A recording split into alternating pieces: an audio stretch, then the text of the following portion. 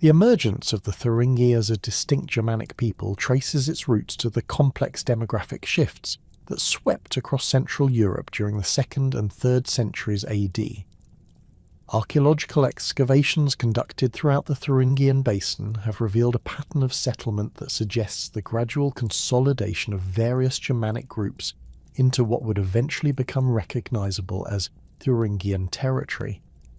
The material evidence from sites such as Weimar, Taubach, Erfurt, Gispersleben, and scattered locations along the Saale and Unstrut rivers demonstrates a continuity of habitation that extends back to the late Roman Iron Age, providing crucial insights into the formative period of Thuringian identity.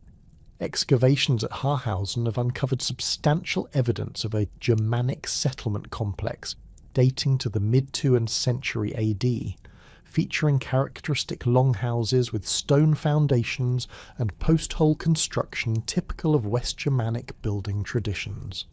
The settlement pattern reveals a community of approximately 300 inhabitants organised around agricultural production, with clear evidence of ironworking, pottery manufacture and textile production.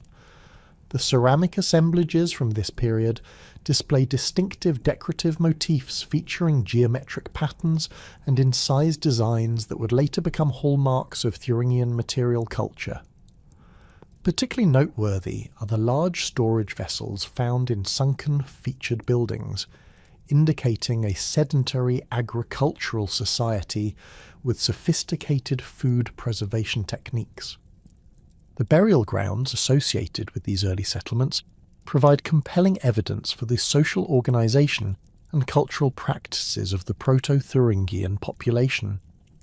At Gross-Romstedt, archaeologists have documented over 150 cremation burials, dating from the late 2nd to early 4th centuries AD, arranged in distinct clusters that suggest family or clan groupings. The grave goods accompanying these burials include iron spearheads, shield bosses, and fibulae of distinctly Germanic manufacture, alongside imported Roman bronze vessels and glass beads that indicate participation in long-distance trade networks. The presence of high-status warrior burials, identifiable through their elaborate weapon sets including pattern-welded swords and decorated helmets, suggests the emergence of a martial elite during this formative period. Linguistic analysis of place names and later documentary sources reveals significant connections between the early Thuringian population and the Hermunduri, a West Germanic tribe documented by Roman authors, including Tacitus and Ptolemy. The Hermunduri occupied territories along the upper Elbe and Saale rivers during the 1st and 2nd centuries AD, placing them in direct geographical proximity to the emerging Thuringian settlements. Comparative analysis of material culture from Hermunduri sites such as Steinsberg and early Thuringian settlements reveals shared pottery traditions, similar burial practices, and comparable metalworking techniques that suggest either direct cultural transmission or common ancestral traditions. The relationship between these groups becomes particularly evident in the analysis of fibulae and belt fittings recovered from burial contexts. The distinctive bow fibulae found at both Hermunduri and early Thuringian sites share specific decorative elements, including the use of silver inlay work and characteristic animal-style ornamentation that differs markedly from contemporary Suebi or Alemannic examples. This material continuity suggests that significant portions of the Hermunduri population may have contributed to the formation of the Thuringian tribal confederation, either through direct migration or gradual cultural assimilation. The territorial extent of early Thuringian settlement can be reconstructed through the distribution of characteristic archaeological sites and artifact types across the central German landscape. The core area of settlement encompassed the fertile lowlands of the Thuringian basin, bounded by the Harz Mountains to the north, the Thuringian forest to the south, and extending eastward toward the Saale River Valley. This region provided ideal conditions for mixed agricultural practices, combining cereal cultivation in the river valleys with animal husbandry on the surrounding uplands. Archaeological evidence from sites such as Magdala and Jena indicates intensive agricultural exploitation of these territories by the 3rd century AD, with field systems and settlement patterns that would persist well into the medieval period. The relationship between the emerging Thuringian population and neighbouring Germanic peoples reveals a complex pattern of interaction, competition, and cultural exchange. To the west, contact with Frankish groups is evidenced through shared metalworking techniques and similar weapon types found in warrior burials. The discovery of Frankish-style scramasax knives in Thuringian contexts suggests either trade relationships or the presence of Frankish craftsmen within Thuringian communities. Similarly, connections with Saxon populations to the northwest are indicated through shared ceramic traditions and similar house construction techniques documented at sites along the Lena River Valley. The material culture of the early Thuringi displays several distinctive characteristics that differentiate it from contemporary Germanic groups. Pottery production shows a marked preference for large, wheel-thrown vessels with distinctive rim profiles and decorative schemes featuring horizontal banding and impressed geometric patterns. The ceramic tradition demonstrates clear continuity with earlier Hermanduri styles, while incorporating new elements that suggest innovation and adaptation to local conditions. Hand-built cooking pots typically feature rounded bottoms and inverted rims, often decorated with finger impressions or incised lines that create distinctive surface textures. Metalworking traditions among the early Thuringi reveal sophisticated techniques adapted to local resource availability. Iron production centres have been identified at several locations, including Kachla and Rudolstadt, where bog iron deposits provided raw materials for tool and weapon manufacture. The smiths of these communities developed distinctive techniques for producing high-quality steel through careful carbon control, evidenced by the superior preservation and metallurgical analysis of weapons recovered from burial contexts. Bronze working continued alongside iron production, with local craftsmen producing elaborate belt fittings, horse harness elements, and personal ornaments that display characteristic Thuringian artistic motifs. The burial practices of the early Thuringian population provide crucial insights into social organisation and religious beliefs during this formative period. Cremation remained the dominant burial rite throughout the 2nd and 3rd centuries, with the deceased typically burned on large pyres before the remains were collected and placed in ceramic urns. These urns were then buried in designated cemetery areas, often accompanied by grave goods that reflected the social status and occupation of the deceased. Warrior burials consistently include weapons and military equipment, while female burials often contain textile tools, jewellery, and domestic implements that indicate their roles in household production. The arrangement of burial grounds reveals important information about Thuringian social structure. Cemeteries typically consist of family or clan groups arranged in distinct clusters, with the most elaborate burials occupying central positions within each grouping. The presence of child burials with substantial grave goods indicates hereditary status distinctions, while the distribution of imported luxury items suggests the emergence of trade networks and economic differentiation within Thuringian society. Particularly significant are the horse burials found at several sites, indicating the importance of mounted warfare and the high status accorded to cavalry equipment in early Thuringian military culture. Settlement patterns during this period reflect adaptation to local environmental conditions and defensive considerations. Most communities occupied elevated positions overlooking river valleys, providing natural defensive advantages while maintaining access to agricultural land and water sources. The typical settlement consisted of 10, 20 longhouses arranged around a central open area, with associated outbuildings for craft production and storage. These communities were typically surrounded by earthen ramparts and wooden palisades, indicating persistent security concerns during this period of demographic instability and tribal movement. The evidence for long-distance trade connections reveals the integration of early Thuringian communities into broader European exchange networks. Roman coins found at several sites indicate continued contact with the empire, while amber from the Baltic coast and glass beads from the Rhineland demonstrate participation in established trade routes. Local production of high-quality metalwork and textiles provided export commodities that supported these exchange relationships, contributing to the economic development and cultural sophistication of emerging Thuringian society. The gradual consolidation of various Germanic groups into a recognisable Thuringian identity represents one of the most significant ethnogenetic processes of the late Roman period. Archaeological evidence suggests this consolidation occurred through a combination of migration, cultural assimilation, and political alliance rather than simple conquest or displacement. The resulting population combined elements from multiple Germanic traditions while developing distinctive characteristics that would define Thuringian culture for centuries to come. The transformation of scattered Thuringian settlements into a unified kingdom began during the early decades of the 5th century, coinciding with the collapse of Roman frontier defences along the Rhine and the subsequent power vacuum that emerged across Central Europe. Archaeological evidence from this period reveals a marked shift in settlement patterns, with the construction of larger fortified centres and the abandonment of many smaller agricultural communities.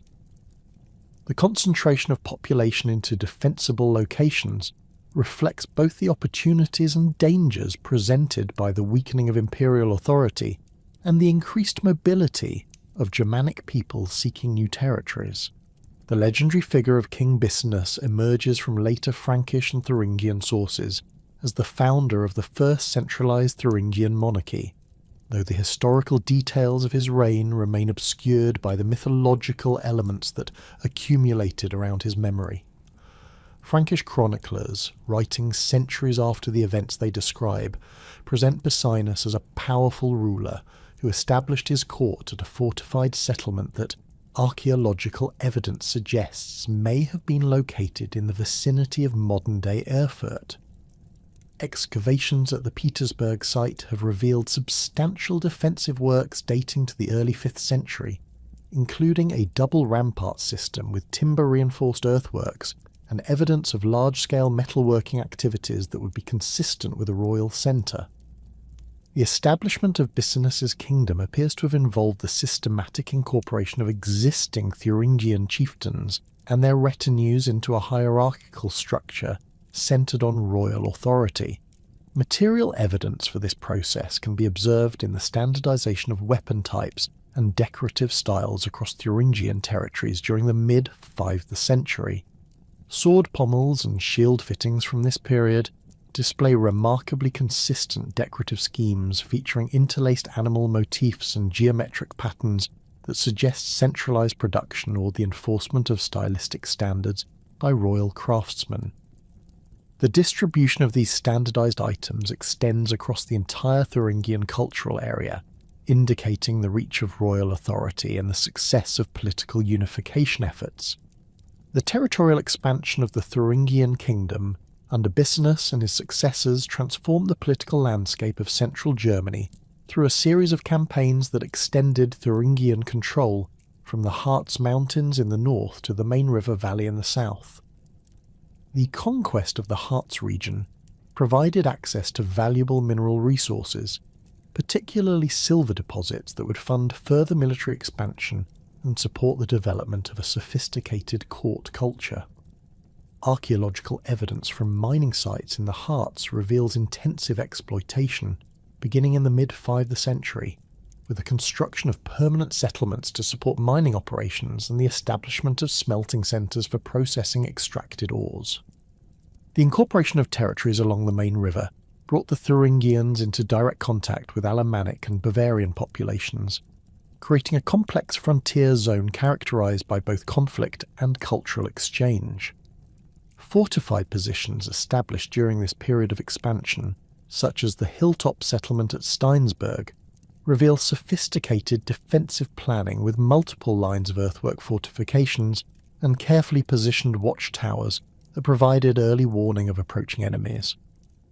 The construction techniques employed at these sites demonstrate advanced engineering knowledge, with timber-laced ramparts and stone-faced walls that could withstand prolonged sieges. The development of fortified settlements throughout Thuringian territory reflects both the military necessities of territorial expansion and the emergence of a complex administrative system required to govern the expanded kingdom. The largest of these settlements, which served as regional administrative centres, featured substantial timber halls that functioned as both royal residences and assembly places for local nobles. Archaeological investigations at sites such as Weimar and Gotha have revealed the remains of these hall complexes, with structures measuring up to 40 metres in length and featuring elaborate post and beam construction techniques that required sophisticated carpentry skills. The emergence of a distinctive Thuringian nobility during this period can be traced through the archaeological record of elite burials and the construction of high-status residential complexes. Warrior graves from the late 5th and early 6th centuries contain increasingly elaborate weapon sets, including pattern-welded swords with silver-inlaid hilts, decorated spearheads, and ornate shield bosses that demonstrate both the wealth of the Thuringian elite and the sophisticated metalworking techniques available to royal craftsmen. The presence of horse burials alongside these warrior interments indicates the development of heavy cavalry tactics and the high status accorded to mounted warriors within Thuringian military organisation. The warrior culture that developed within the Thuringian kingdom emphasised personal valour, loyalty to the king, and the acquisition of martial glory through successful campaigns against neighbouring peoples. This cultural emphasis is reflected in the material remains of weapons and military equipment, which display increasingly sophisticated decoration and superior metallurgical quality compared to earlier periods.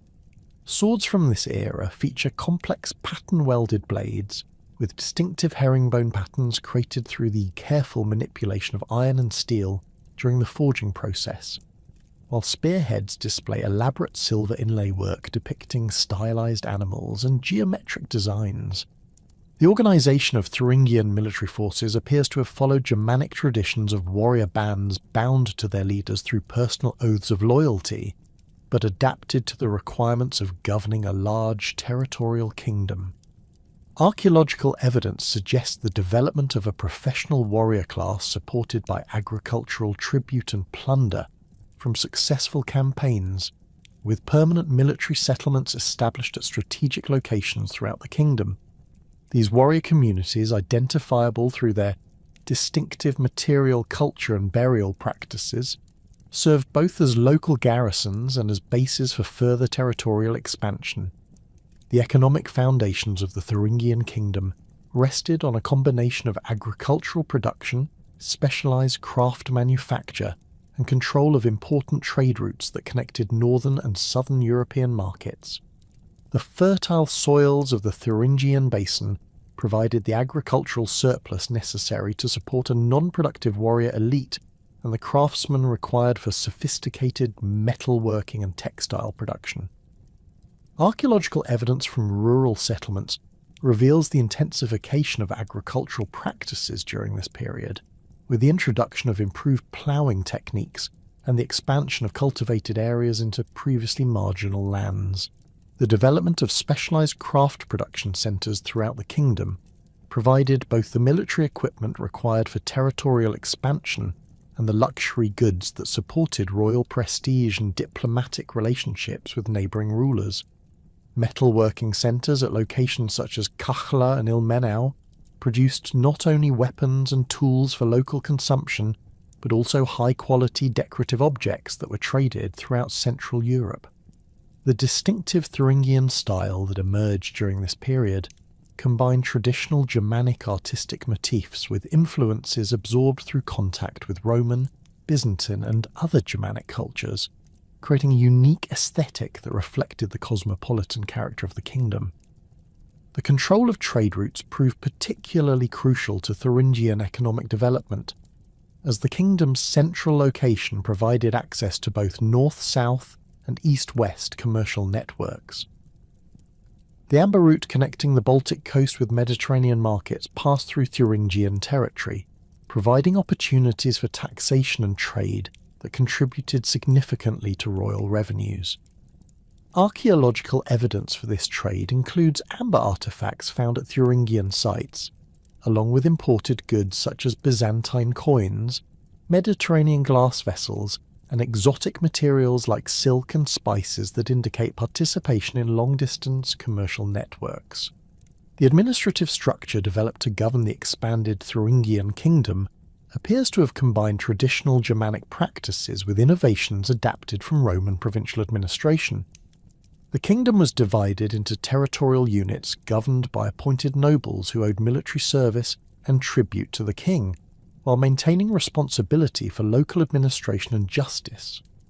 This system allowed for the integration of conquered populations while maintaining Thuringian political control, as evidenced by the continuation of local burial practices and material culture traditions within the broader framework of Thuringian political authority. The construction of royal residences and administrative centres throughout the kingdom demonstrates the wealth and organisational capacity achieved by Thuringian rulers during the height of their power. These complexes typically featured multiple timber halls, arranged around courtyards, with specialised buildings for craft production, storage, and religious activities.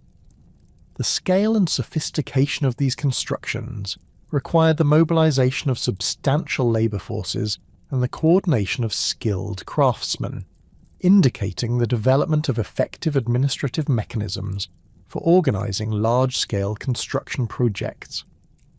The religious practices of the Thuringian kingdom during this period reflect the gradual transition from traditional Germanic paganism toward Christianity, though the archaeological evidence suggests this transformation occurred slowly and unevenly across different regions and social classes. Traditional burial practices continued alongside the adoption of Christian symbols and rituals, creating a syncretic religious culture that incorporated elements from both traditions. The construction of early Christian churches at some royal centres, evidenced by distinctive architectural remains and associated grave goods, indicates the political importance of religious conversion in establishing diplomatic relationships with Christian neighbours. The military organisation of the mature Thuringian kingdom reveals sophisticated tactical innovations, adapted to the requirements of both offensive campaigns and territorial defence.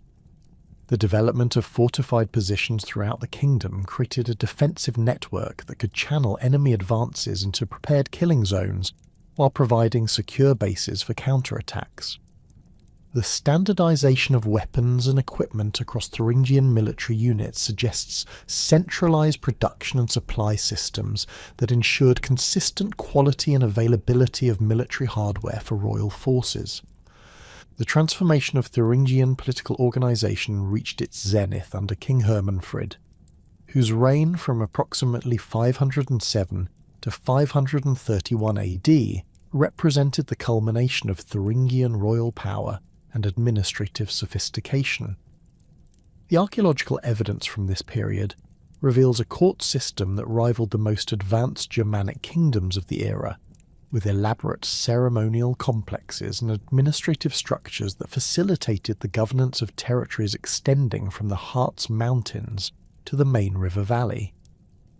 Excavations at the Kyriaksberg near Erfurt have uncovered the remains of what appears to have been Hermanafrid's primary residence, featuring a great hall measuring nearly 50 metres in length, with massive oak posts supporting a roof structure that would have soared over 12 metres above the floor. The interior arrangement of this royal hall demonstrates the careful attention to hierarchy and ceremony that characterised Thuringian court culture.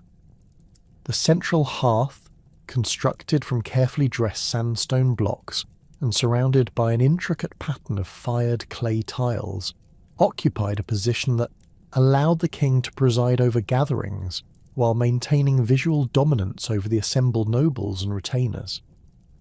Along the walls, raised platforms constructed from timber and earth provided seating arrangements that reflected the complex social stratification of Thuringian society, with positions closest to the king reserved for the most trusted advisors and successful military commanders. The administrative apparatus that supported Hermanfrid's reign reveals a sophisticated understanding of territorial governance adapted to the realities of ruling a diverse population spread across a geographically complex region.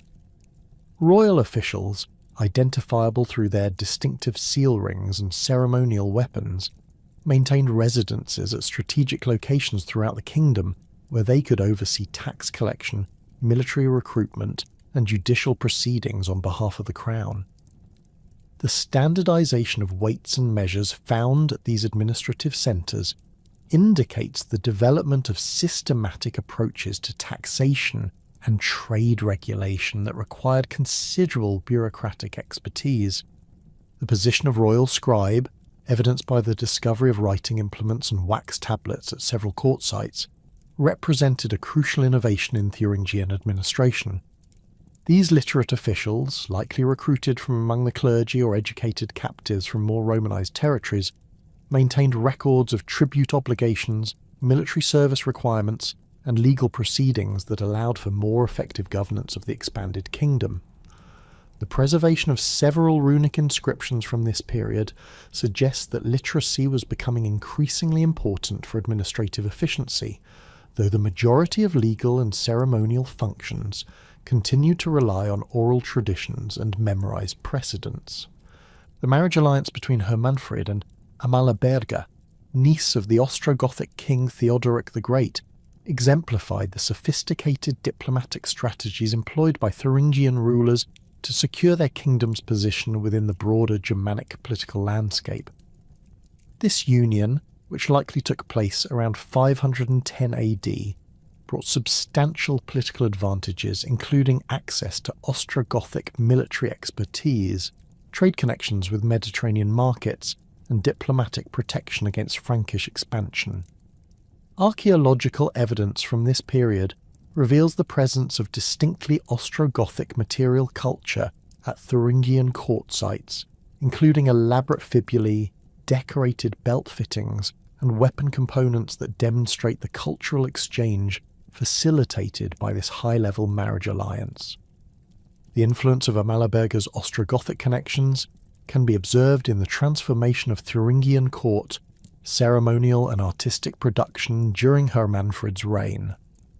Metalworkers at royal workshops began incorporating decorative techniques and motifs derived from Ostrogothic traditions, creating hybrid artistic styles that combined Germanic animal ornamentation with Mediterranean classical elements. The production of cloison, jewellery and weapons with gold and garnet inlay work reflects both the increased wealth of the Thuringian court and the adoption of luxury production techniques learned through diplomatic contacts with more sophisticated kingdoms. The diplomatic network established through royal marriages extended beyond the Ostrogothic alliance to include connections with Lombard nobility and other Germanic kingdoms throughout Central and Southern Europe. The marriage of Hermanfrid's sister to a prominent Lombard chieftain created additional opportunities for military cooperation and cultural exchange, while similar alliances with Saxon and Alemannic nobles helped to secure the kingdom's borders and facilitate trade relationships. These marriage networks functioned as crucial diplomatic tools that allowed relatively small kingdoms like the Thuringian realm to maintain their independence despite pressure from larger and more powerful neighbours. The court of King Hermanfrid attracted skilled craftsmen, warriors and scholars from throughout the Germanic world, creating a cosmopolitan centre of culture and learning that rivaled the courts of larger kingdoms. Archaeological evidence reveals the presence of craftsmen trained in diverse traditions, including Roman stoneworking techniques, Scandinavian metalworking methods, and Eastern European textile production. This concentration of expertise contributed to the development of distinctly Thuringian artistic and technological innovations that combine the best elements of multiple cultural traditions into new synthetic forms. The royal burial practices of the Thuringian kingdom during this period reflect both the wealth accumulated through successful territorial expansion and the sophisticated understanding of ceremonial display required to maintain royal prestige.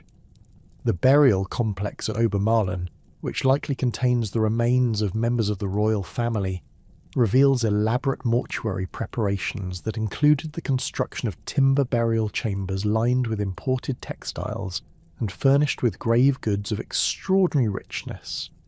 The deceased were interred wearing complete sets of gold and silver jewellery, accompanied by weapons decorated with precious metals and semi-precious stones, and surrounded by imported luxury goods that demonstrated their connections to distant markets and diplomatic networks.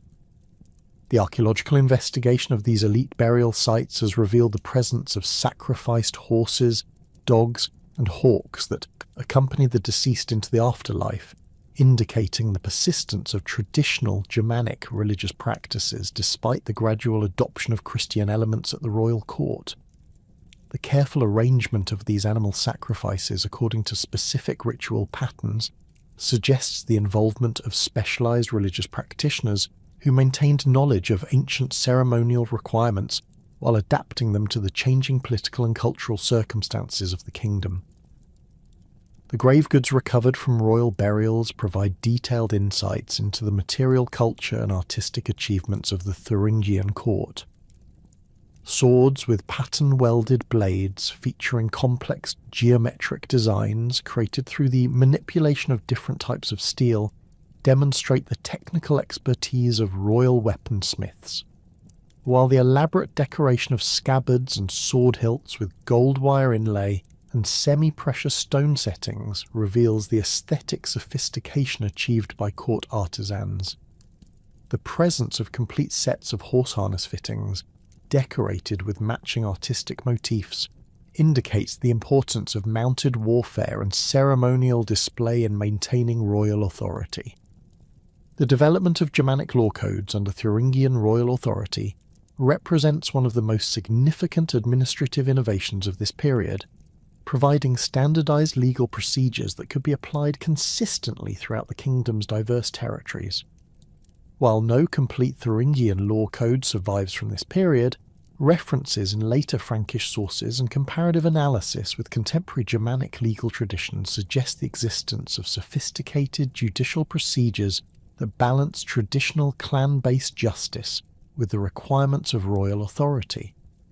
The establishment of royal courts at major administrative centres provided venues for the resolution of disputes that crossed traditional tribal boundaries or involved conflicts between different ethnic groups within the kingdom. The judicial system developed under Thuringian royal authority appears to have incorporated elements from multiple legal traditions, including Germanic customary law, Roman provincial legal practices, and innovations developed to address the specific challenges of governing a multi-ethnic kingdom. Royal judges, appointed from among trusted nobles and supported by legal experts familiar with traditional precedents, travelled throughout the kingdom to hear cases and enforce royal decisions. The standardization of legal procedures and penalties helped to create a sense of unified identity among the diverse populations of the kingdom, while maintaining respect for local customs and traditions. The enforcement of royal justice required the development of effective mechanisms for compelling compliance with legal decisions and maintaining order throughout the kingdom. Archaeological evidence suggests the establishment of royal garrisons at strategic locations where armed retainers could respond quickly to challenges to royal authority or breaches of the peace. These military installations, identifiable through their distinctive fortification patterns and weapon assemblages, serve both as symbols of royal power and as practical instruments for maintaining control over potentially rebellious populations. The integration of traditional Germanic assembly practices with royal judicial authority created hybrid institutions that balance popular participation in legal proceedings with the requirements of centralized governance. Local assemblies continued to function for minor disputes and community matters, while more serious cases involving royal interests or intertribal conflicts were reserved for royal courts presided over by appointed officials. This system allowed for the preservation of traditional legal customs, while ensuring that royal authority remained supreme in matters affecting the stability and security of the kingdom. The economic foundations that supported the elaborate court culture and administrative system of the Thuringian kingdom during Hermanfrid's reign rested on sophisticated systems of tribute collection, trade regulation, and resource exploitation that generated substantial revenues for royal use. The control of strategic trade routes provided opportunities for taxation that supplemented agricultural tribute and plunder from military campaigns, while royal monopolies on certain luxury goods and raw materials ensured steady income streams that could support the expensive requirements of diplomatic relations and military preparedness. The archaeological evidence for royal workshops and manufacturing centres throughout the kingdom demonstrates the systematic organisation of craft production under royal patronage and control. These specialised facilities produced not only the weapons and equipment required for military campaigns, but also the luxury goods necessary for diplomatic gift-giving and the maintenance of royal prestige. The standardisation of production techniques and decorative styles across multiple workshop sites indicates the development of training programs and quality control measures that ensured consistent standards for royal commissions. The military apparatus that sustained Thuringian royal power during the 5th and early 6th centuries represented a sophisticated adaptation of traditional Germanic warrior culture to the demands of territorial conquest and defence. Archaeological excavations throughout Thuringian territories have revealed weapon assemblages and fortification systems that demonstrate remarkable innovation in both tactical organisation and military technology. The transformation of scattered tribal warbands into a coordinated royal army required fundamental changes in equipment standardisation, training methods, and command structures that reflected the administrative capabilities of the mature Thuringian kingdom. The primary weapon of Thuringian warriors remained the spear, with archaeological evidence revealing a remarkable diversity of spearhead designs adapted to specific tactical requirements. Excavations at Weimar Taubach have uncovered specialised spearheads, ranging from lightweight javelins designed for mounted combat to massive infantry pikes measuring over 4 metres in total length. The socketed construction of these weapons demonstrates sophisticated metallurgical techniques, with wrought iron sockets forge-welded to high-carbon steel points that could penetrate both mail armour and wooden shields. The distinctive leaf-shaped blades found at many Thuringian sites feature pronounced central ridges that provided structural strength while reducing overall weight, allowing warriors to wield these weapons effectively in prolonged combat. The development of specialised cavalry equipment under Thuringian military organisation marked a significant departure from earlier Germanic fighting traditions. Horse burials from the late 5th century reveal elaborate harness systems featuring bronze and iron fittings, decorated with intricate animal-style ornamentation. The bits recovered from these contexts show sophisticated understanding of equine control, with jointed mouthpieces and decorative cheekpieces that provided both functional effectiveness and ceremonial display. Stirrups, though not universally adopted, appear in several high-status warrior burials from the early 6th century, indicating experimentation with mounted combat techniques that would later become standard throughout Germanic Europe. The sword assemblages recovered from Thuringian warrior graves demonstrate the pinnacle of early medieval metallurgical achievement. Pattern-welded blades from sites such as Erfurt-Gispersleben reveal complex construction techniques involving the forge welding of multiple iron and steel rods to create distinctive herringbone patterns along the blade's central fuller. These weapons typically measured between 70 and 85 centimetres in total length, with double-edged blades that tapered to acute points suitable for both cutting and thrusting attacks. The hilts feature elaborate guards, and pommels decorated with silver wire inlay, garnet settings, and animal motifs that served both as symbols of warrior status and as functional counterweights to balance the blade. The shield construction evidenced by archaeological finds reveals sophisticated understanding of defensive requirements and materials science.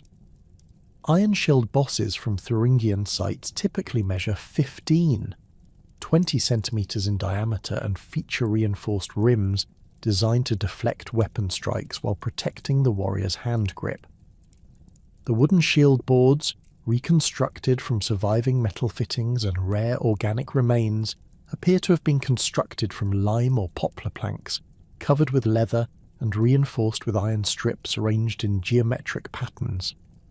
The overall diameter of these shields ranged from 60 to 90 centimeters, providing substantial protection while remaining light enough for effective manipulation in combat. The development of protective armour among Thuringian warriors followed practical considerations of cost, availability, and tactical effectiveness. Mail shirts, evidenced by corroded iron rings found in elite burial contexts, represented the highest level of personal protection available to wealthy warriors and royal retainers. These hauberks typically extended from the shoulders to mid-thigh and featured sleeves that protected the arms to the elbow. The construction required thousands of individually forged and riveted iron rings, representing hundreds of hours of skilled craftsmanship that made such armour extremely valuable. Lesser warriors relied on leather jerkins reinforced with iron scales or plates, providing reasonable protection against slashing attacks while remaining affordable for ordinary fighting men. The organisation of Thuringian military forces around the institution of the comitatus reflected both Germanic traditions of personal loyalty and the practical requirements of territorial warfare. Each major noble maintained a permanent retinue of professional warriors bound to him through oaths of personal loyalty and supported through grants of land or regular payments in kind. These warrior bands typically numbered between 20 and 50 men, with the most powerful nobles commanding larger forces that could exceed 100 sworn retainers. The archaeological evidence from warrior hall complexes reveals communal living arrangements that fostered the bonds of loyalty and shared identity essential to effective military cooperation. The weapons training evidenced by wear patterns on surviving artifacts and the standardization of fighting techniques across different regions suggests systematic instruction in martial skills. Practice weapons, identifiable through their blunted edges and simplified construction, have been recovered from several sites associated with royal residences and major noble settlements. The development of specialized training areas, marked by concentrations of damaged weapons and protective gear, indicates formal programs for instruction in swordsmanship, spear fighting, and mounted combat techniques. The consistency of weapon modifications and grip adaptations across different archaeological sites suggests the existence of established fighting schools or training traditions that maintained standardized techniques throughout the kingdom. The tactical innovations developed by Thuringian military commanders adapted traditional Germanic fighting methods to the challenges of siege warfare and territorial defense. The construction of specialized siege equipment, evidenced by iron fittings and structural remains at several fortified sites, demonstrates familiarity with Roman military engineering techniques. Battering rams reinforced with iron caps and mounting systems, scaling ladders with iron hooks and reinforcements, and catapult components reveal the adoption of sophisticated siege technologies that enabled Thuringian forces to reduce enemy fortifications effectively. The presence of large quantities of iron arrowheads and crossbow bolts at siege sites indicates the development of coordinated missile tactics that could suppress enemy defenders during assault operations. The fortification strategies employed throughout Thuringian territory reveal sophisticated understanding of defensive engineering and strategic planning. The hill fort complex at Steinsberg demonstrates the most advanced fortification techniques available to Germanic peoples during this period, featuring multiple defensive lines that channeled attackers into carefully prepared killing zones. The outer rampart, constructed from timber-laced earthwork with a stone facing, extended for over 2 kilometres around the hilltop settlement and incorporated natural terrain features to maximise defensive effectiveness. Internal divisions within the fortified area created separate defensive zones that could be held independently, allowing defenders to continue resistance even if outer defences were breached. The construction techniques employed in Thuringian fortifications combine traditional Germanic earthwork methods with innovations adapted from Roman military engineering. The use of timber lacing in rampart construction, evidenced by preserved oak beams at several sites, provided structural integrity that could withstand both siege engines and natural erosion. The careful placement of gates and sally ports allowed defenders to launch counterattacks while minimising exposure to enemy missile fire, while the incorporation of internal water sources ensured the ability to withstand prolonged sieges. The standardisation of defensive designs across multiple sites suggests the existence of specialised military engineers capable of adapting proven techniques to local topographical conditions. The network of fortified positions established throughout Thuringian territory created a defensive system that could coordinate resistance against large-scale invasions while providing secure bases for offensive operations, signal fires and horn calls, evidenced by beacon platforms and acoustic considerations in fort placement, enabled rapid communication between distant strongholds and allowed for coordinated military responses to enemy threats. The positioning of these fortifications along major river valleys and mountain passes demonstrated strategic understanding of invasion routes and the importance of controlling key terrain features that could channel enemy movements. The conflicts with neighbouring Saxon peoples during the late 5th and early 6th centuries reveal the tactical challenges faced by Thuringian military forces when confronting enemies with different fighting traditions and strategic objectives. Saxon raiders, operating from bases in the northern German lowlands, employed hit-and-run tactics that emphasised mobility and surprise over direct confrontation. The Thuringian response involved the development of rapid reaction forces based at forward positions along the northern frontier, equipped with horses and light weapons that enabled pursuit of raiding parties. Archaeological evidence from battlefield sites reveals the adoption of Saxon weapon types and fighting techniques by Thuringian warriors, suggesting tactical adaptation through direct combat experience. The military pressure exerted by Frankish expansion from the west required different defensive strategies adapted to confronting organised armies rather than raiding parties.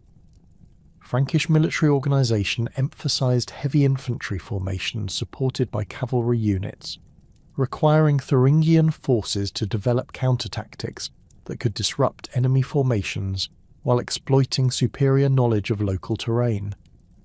The construction of fortified positions along the western frontier incorporated lessons learned from observing Frankish siege techniques, with particular attention to defending against coordinated infantry assaults and cavalry charges. The archaeological evidence reveals the adoption of Frankish weapon designs and armour styles by Thuringian warriors, indicating both the effectiveness of enemy equipment and the pragmatic approach to military innovation characteristic of Germanic warfare. The southern frontier conflicts with Alemannic peoples presented unique challenges related to the mountainous terrain of the Thuringian forest and the main river valley. The warfare in these regions emphasised small unit tactics and the control of mountain passes rather than large-scale battles, requiring specialised equipment and training adapted to difficult terrain conditions. Archaeological evidence from mountain fortifications reveals the development of lightweight weapons and specialised climbing equipment that enabled Thuringian forces to operate effectively in steep forested terrain. The presence of large quantities of archery equipment at these sites indicates the importance of missile weapons in mountain warfare, where traditional close combat formations were often impractical. The integration of captured enemies and allied contingents into Thuringian military forces demonstrates the pragmatic approach to military organisation characteristic of successful Germanic kingdoms. Prisoners of war with valuable military skills were often incorporated into royal retinues after swearing new oaths of loyalty, bringing diverse tactical knowledge and fighting techniques that enhanced overall military effectiveness. Allied forces from subordinate tribes and conquered territories provided additional manpower for major campaigns while maintaining their traditional weapons and fighting methods under Thuringian command. The archaeological evidence reveals the presence of diverse weapon types and military equipment within Thuringian military sites, reflecting this multi-ethnic character of the kingdom's armed forces. The logistic systems developed to support Thuringian military operations required sophisticated planning and resource management capabilities that reflected the administrative maturity of the kingdom. Supply depots established at strategic locations throughout the territory provided stockpiles of weapons, armour, and provisions that could support extended campaigns without requiring constant resupply from distant bases. The standardization of weapon designs and ammunition types simplified logistics requirements while ensuring compatibility between different military units. Archaeological evidence from these supply centres reveals the systematic organisation of military stores, with separate areas designated for different categories of equipment and careful attention to preservation techniques that maintained readiness for extended periods. The development of military intelligence networks and reconnaissance capabilities enabled Thuringian commanders to plan operations with detailed knowledge of enemy positions, strengths, and intentions. The establishment of observation posts along frontier areas provided early warning of enemy movements while gathering information about tactical innovations and strategic preparations. The archaeological evidence suggests the existence of specialized scouts and messengers equipped with fast horses and light weapons, who could gather intelligence and communicate rapidly with military commanders. The integration of local populations into these intelligence networks provided additional sources of information while creating early warning systems that could alert military forces to developing threats. The spiritual landscape of Thuringian society during the 5th and 6th centuries reflected the complex interweaving of traditional Germanic religious practices with emerging Christian influences, creating a syncretic religious culture that served both the practical needs of royal administration and the spiritual requirements of a diverse population. Archaeological evidence from cult sites throughout Thuringian territory reveals the persistence of ancient Germanic religious traditions centered on the worship of major deities including Woden, Donar, and Freyja, whose veneration continued alongside the gradual adoption of Christian symbols and practices by the royal court and urban populations. The archaeological investigation of sacred groves and ritual sites has provided crucial insights into the religious practices that sustained Thuringian spiritual life during this transitional period. Excavations at the Kyffhauser Sanctuary Complex have revealed evidence of continuous ritual activity spanning several centuries, with wooden cult structures arranged around natural springs and ancient oak trees that served as focal points for community religious observances. The ritual deposits recovered from these sites include votive weapons, deliberately broken and cast into sacred pools, bronze figurines representing divine protectors, and elaborate drinking vessels used in ceremonial feasting that accompanied major religious festivals.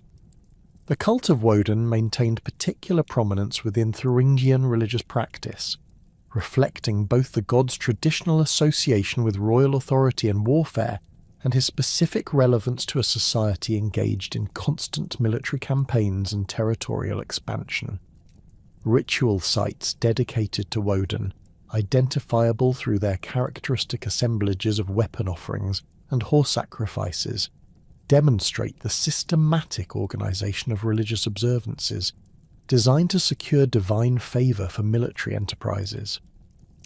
The sacred grove at Mühlhausen contained the remains of over 30 horses sacrificed during elaborate ceremonies that likely preceded major military campaigns, with the animals arranged in specific patterns that reflected sophisticated understanding of ritual requirements and symbolic meaning.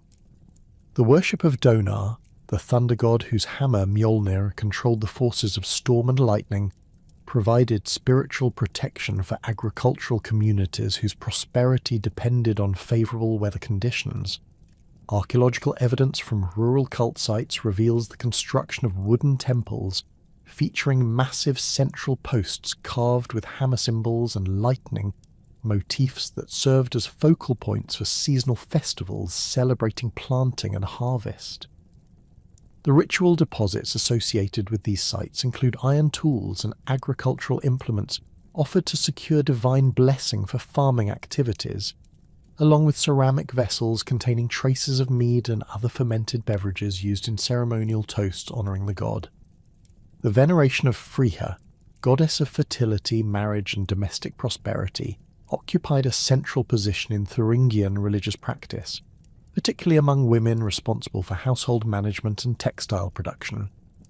Cult sites dedicated to Frigga typically featured circular arrangements of stones surrounding natural springs or wells, with associated finds including elaborate fibulae, textile tools, and jewellery offered to secure divine favour for marriage negotiations, childbirth, and domestic harmony. The sanctuary at Nordhausen contained a remarkable collection of gold and silver jewellery deposited over several generations, suggesting the existence of established traditions for making votive offerings during important life transitions and family celebrations. The role of religious specialists within Thuringian society encompassed both traditional Germanic priests who maintained ancient cult practices and emerging Christian clergy who served the spiritual needs of converted populations. Archaeological evidence suggests the existence of hereditary priestly families responsible for maintaining specific cult sites and conducting seasonal festivals, with specialized knowledge passed down through generations of religious practitioners. The burial of a priest at Someda, identifiable through his distinctive grave goods, including a silver-mounted staff, ritual drinking horns, and a collection of amber amulets, reveals the high status accorded to religious specialists and their crucial role in maintaining community spiritual life. The functions performed by Germanic priests extended beyond simple ritual observance to include divination, healing, and legal arbitration that made them essential figures in community decision-making processes. Archaeological evidence from priest burials reveals the tools and materials used in these diverse activities, including sets of carved bone lots used for divination, bronze tweezers and surgical instruments employed in healing practices, and elaborate drinking vessels used in oath-taking ceremonies that sealed legal agreements. The priest buried at Arnstadt possessed a remarkable collection of imported amber beads, silver arm rings, and exotic materials that demonstrate the wealth and prestige associated with religious authority. The practice of divination within Thuringian religious culture employed various methods for determining divine will and predicting future events, with archaeological evidence revealing the sophisticated techniques used by religious specialists to interpret omens and guide community decisions. Bone lots carved with runic symbols, recovered from several priest burials, were cast to determine favourable timing for military campaigns, marriage negotiations, and major construction projects. The interpretation of natural phenomena, including the flight patterns of birds, the behaviour of sacred animals, and unusual weather events, required specialised knowledge that elevated religious practitioners to positions of considerable influence within Thuringian society. The healing practices associated with Germanic religious traditions combined herbal medicine, ritual purification, and divine intervention to address both physical ailments and spiritual afflictions. Archaeological evidence from religious sites reveals the use of natural hot springs and mineral waters for therapeutic purposes, with elaborate bathing facilities constructed around sacred pools where healing rituals were performed under priestly supervision. The medical instruments recovered from priest burials, including bronze forceps, surgical knives, and cauterizing tools, demonstrate the practical medical knowledge possessed by religious specialists who served as both spiritual guides and community healers. The seasonal religious calendar that governed Thuringian spiritual observances reflected the agricultural cycle and the military campaigning season, with major festivals timed to coincide with crucial periods in the community's economic and social life. The spring festival, celebrating the return of fertility to the land, involved elaborate ceremonies at sacred groves where ritual ploughing was performed to ensure successful harvests, while autumn celebrations honoured the completion of harvest and prepared communities for the challenges of winter survival. Archaeological evidence from festival sites reveals the massive scale of these celebrations, with cooking areas capable of preparing food for hundreds of participants and ritual deposits containing the remains of dozens of sacrificed animals. The winter solstice celebrations held particular importance in Thuringian religious practice, marking both the symbolic death and rebirth of the sun, and providing opportunities for community bonding during the darkest period of the year. Archaeological evidence from hall sites reveals the elaborate preparations made for these festivals, with special drinking vessels, decorated serving implements, and ritual furniture arranged to accommodate large gatherings of nobles and their retinues. The Yule celebrations involved gift-giving ceremonies that reinforced social bonds and demonstrated the generosity expected of successful leaders, while ritual toasts honoured ancestors and sought divine protection for the coming year. The burial practices associated with different religious traditions reveal the complex negotiation between traditional Germanic customs and emerging Christian influences that characterized Thuringian spiritual life during this transitional period. Traditional cremation burials continued alongside the adoption of Christian inhumation practices, with some individuals receiving elaborate funeral rites that combined elements from both traditions. The cemetery at Weimar contains burials spanning the conversion period that demonstrate this religious syncretism, with Christian crosses appearing alongside traditional Germanic grave goods and burial orientations that reflected both Christian and pagan religious requirements. The gradual introduction of Christian missionary activity during the late 5th and early 6th centuries created new opportunities for religious expression, while challenging traditional Germanic spiritual practices.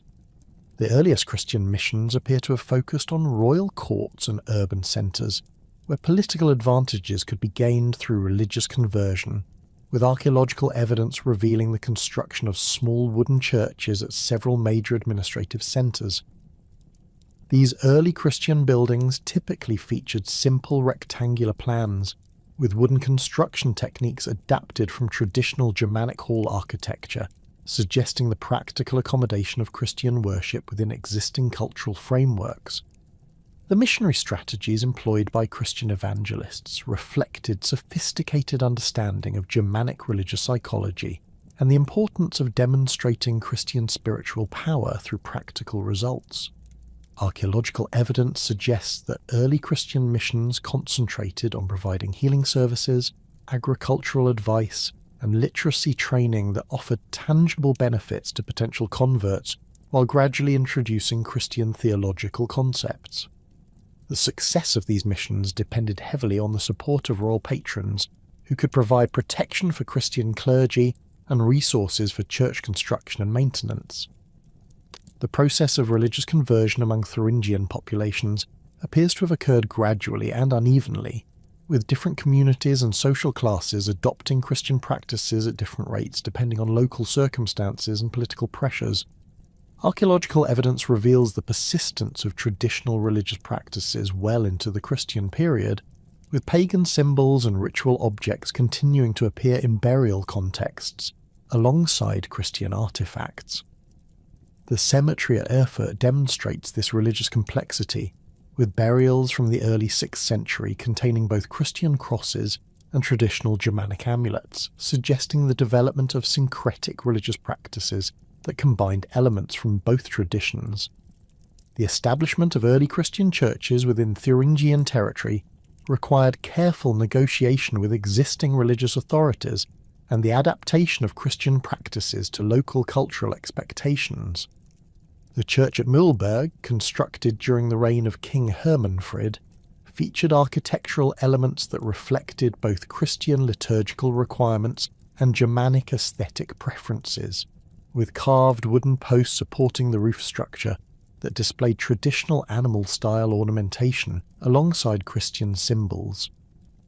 The positioning of these early churches often incorporated existing sacred sites, suggesting deliberate attempts to transfer religious authority from pagan to Christian contexts while maintaining continuity with established spiritual traditions. The development of Christian burial practices within Thuringian communities involved the gradual transformation of traditional Germanic funeral customs rather than their complete replacement. Early Christian burials typically retained many elements of traditional gravegood deposition, while adopting Christian burial orientations and symbolic elements. The cemetery at Gotha reveals this transitional process, with Christian burials from the early 6th century containing simplified versions of traditional Germanic grave assemblages, alongside Christian symbols such as crosses and religious medallions that demonstrated the deceased's religious affiliation. The role of Christian clergy in Thuringian society evolved from that of foreign missionaries to integrated community leaders, who served both spiritual and administrative functions within the developing Christian infrastructure. Archaeological evidence suggests that early Christian priests often possessed literacy skills that made them valuable as administrative assistants to royal officials, while their spiritual authority provided alternative sources of legal and moral guidance that complemented traditional Germanic judicial practices. The burial of a Christian priest at Arnstadt reveals the wealth and status achieved by successful clergy, with grave goods including silver chalices, illuminated manuscripts, and imported luxury items that demonstrate the material rewards available to religious specialists who successfully navigated the complex political and cultural landscape of the conversion period. The construction of religious infrastructure to support both traditional Germanic and emerging Christian practices required substantial investment of resources and skilled labour that reflected the importance placed on spiritual observances by Thuringian society. The temple complex at Kyffhauser underwent multiple phases of construction and renovation during the 5th and 6th centuries, with wooden structures replaced by more elaborate stone buildings that demonstrated increasing architectural sophistication and community investment in religious activities. The associated workshops and residential areas suggest the development of permanent religious communities that supported both ritual activities and the practical needs of pilgrims and worshippers who travelled to participate in major festivals. The syncretistic religious practices that emerged during the conversion period created new forms of spiritual expression that combined traditional Germanic symbolism with Christian theological concepts. Archaeological evidence reveals the development of hybrid religious artifacts that incorporated both pagan and Christian elements, such as cross-shaped brooches decorated with traditional Germanic animal motifs and drinking vessels featuring Christian symbols alongside runic inscriptions. These objects demonstrate the creative adaptation of religious traditions to changing spiritual and political circumstances, while maintaining continuity with established cultural practices that provided stability during periods of rapid social transformation. The political landscape of Central Europe underwent a dramatic transformation during the opening decades of the 6th century, as the expanding Frankish kingdoms consolidated their control over territories that had previously remained independent under local Germanic rulers. The Thuringian kingdom, despite its military prowess and sophisticated administrative structure, found itself increasingly isolated as Frankish influence extended eastward from the Rhine Valley through systematic campaigns of conquest and diplomatic pressure. King Hermanafrid's position became particularly precarious following the death of his Ostrogothic patron Theodoric the Great in 526 AD, which eliminated a crucial source of military support and diplomatic protection that had previously deterred Frankish aggression against Thuringian territories. The succession crisis that followed Theodoric's death created opportunities for Frankish expansion that Merovingian rulers were quick to exploit. Theudebert I, who controlled the northeastern Frankish territories from his capital at Reims, possessed both the military resources and strategic vision necessary to challenge Thuringian independence. His kingdom had benefited from decades of successful campaigns against Alemannic and Saxon opponents, accumulating substantial wealth through plunder and tribute that could finance extended military operations against distant enemies. The professional warrior retinues that formed the core of Theodebert's military forces had gained extensive experience in siege warfare and territorial conquest, making them formidable opponents for any Germanic kingdom that attempted to resist Frankish expansion. The alliance between Theudebert I and his uncle Clothar I represented a calculated strategic partnership designed to overwhelm Thuringian resistance through coordinated attacks from multiple directions. Clothar, ruling from Soissons, commanded the western Frankish territories and possessed extensive military resources that complemented Theudebert's northeastern forces. The coordination of their military efforts required sophisticated planning and communication systems that demonstrated the administrative capabilities of the mature Frankish kingdoms. Archaeological evidence from Frankish military sites along the Thuringian frontier reveals extensive preparations for coordinated campaigns, including the construction of supply depots, the standardization of weapons and equipment across different armies, and the establishment of communication networks that could coordinate military movements across hundreds of kilometres of territory. The diplomatic isolation of King Hermanafrid became increasingly apparent as potential allies either remained neutral or actively supported the Frankish cause.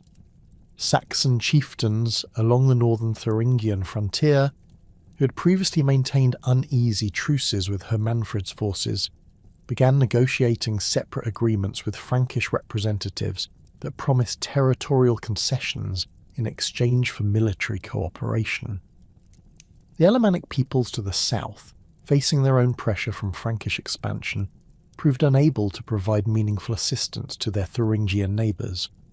Even more damaging was the defection of several Thuringian nobles who had grown dissatisfied with Hermanfrid's rule and saw opportunities for advancement under Frankish patronage.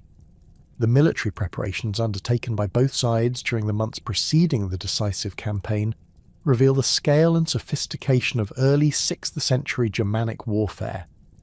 Frankish forces assembled along the western Thuringian frontier included not only the professional warrior retinues of the royal courts, but also substantial contingents of allied troops drawn from recently conquered territories. Archaeological evidence from weapons workshops in Frankish territories shows intensive production of standardized military equipment during this period, with particular emphasis on siege engines and specialized tools for reducing fortified positions. The Frankish armies that crossed into Thuringian territory were equipped with battering rams, scaling ladders, and catapult components that enabled them to assault the network of fortified positions that formed the backbone of Thuringian territorial defence. Hermanfrid's response to the gathering Frankish threat involved desperate attempts to mobilise every available military resource within his kingdom, while seeking external allies who might provide crucial assistance against the overwhelming odds he faced. The archaeological evidence from Thuringian weapons workshops reveals frantic efforts to arm additional troops, with simplified weapon designs and accelerated production techniques that prioritise quantity over the elaborate craftsmanship that had previously characterised Thuringian military equipment. Royal armories were stripped of their reserves to equip hastily recruited militia forces drawn from agricultural communities that had little experience in organised warfare, while the professional warrior retinues were concentrated at strategic positions where they might inflict maximum damage on advancing Frankish armies. The strategic geography of Thuringian territory created both opportunities and challenges for the defenders attempting to resist Frankish invasion. The river valleys that provided natural corridors for advancing armies also offered defensive positions where smaller Thuringian forces might delay or channel enemy movements, while the network of hilltop fortifications could serve as bases for guerrilla warfare even after the main Thuringian armies had been defeated. However, the same geographical features that provided defensive advantages also created vulnerabilities that experienced Frankish commanders could exploit through coordinated attacks from multiple directions that prevented effective concentration of Thuringian defensive efforts. The campaign that culminated in the Battle of the Unstrut began with simultaneous Frankish advances from the west and northwest that forced Hermanfrid to divide his limited military resources between multiple threatened positions. Theudebald's forces advanced along the main river valleys, while Clotar's army moved through the forested uplands, creating a pincer movement that threatened to encircle the main Thuringian defensive positions. Archaeological evidence from battlefield sites along these advance routes reveals the systematic destruction of Thuringian outposts and supply centres, with burned settlements and scattered weapon remains marking the progress of the Frankish armies as they converged on the heartland of Hermanfrid's kingdom. The tactical situation that developed as the opposing armies approached the Unstrut River reflected the military realities of early medieval Germanic warfare, where the outcome of entire campaigns often depended on single decisive battles between the main field armies of the opposing kingdoms. Hermanfrid's decision to concentrate his remaining forces for a final confrontation represented both strategic necessity and the cultural imperatives of Germanic kingship that demanded personal leadership in crucial military encounters. The archaeological evidence from the battlefield site reveals extensive preparations by both sides, with field fortifications, supply areas, and ritual sites that suggest both armies expected a prolonged engagement that would determine the fate of the Thuringian kingdom. The deployment of forces for the Battle of the Unstrut demonstrated the tactical innovations that had developed within both Frankish and Thuringian military organisations during decades of warfare against diverse opponents. The Frankish armies adopted formation patterns that emphasised the coordinated use of heavy infantry supported by cavalry units, with specialised troops equipped for specific tactical roles, including archers, spearmen, and siege specialists. Archaeological evidence from the battlefield reveals the systematic organisation of Frankish military units, with standardised weapons and equipment that enabled effective coordination between different contingents drawn from various parts of the Frankish kingdoms. Hermanfrid's tactical approach reflected both the strengths and limitations of Thuringian military organisation, emphasising the elite warrior retinues that formed the core of his army, while attempting to integrate hastily recruited militia forces into effective combat formations. The weapon assemblages recovered from Thuringian positions on the battlefield reveal the disparity in equipment quality between professional warriors and recently armed civilians, with elaborate pattern-welded swords and decorated spearheads found alongside crude iron weapons that had been hastily manufactured for the emergency mobilization. The positioning of Thuringian forces attempted to maximise the advantages provided by superior individual warrior skills while compensating for numerical inferiority through defensive tactics that channeled Frankish attacks into prepared killing zones.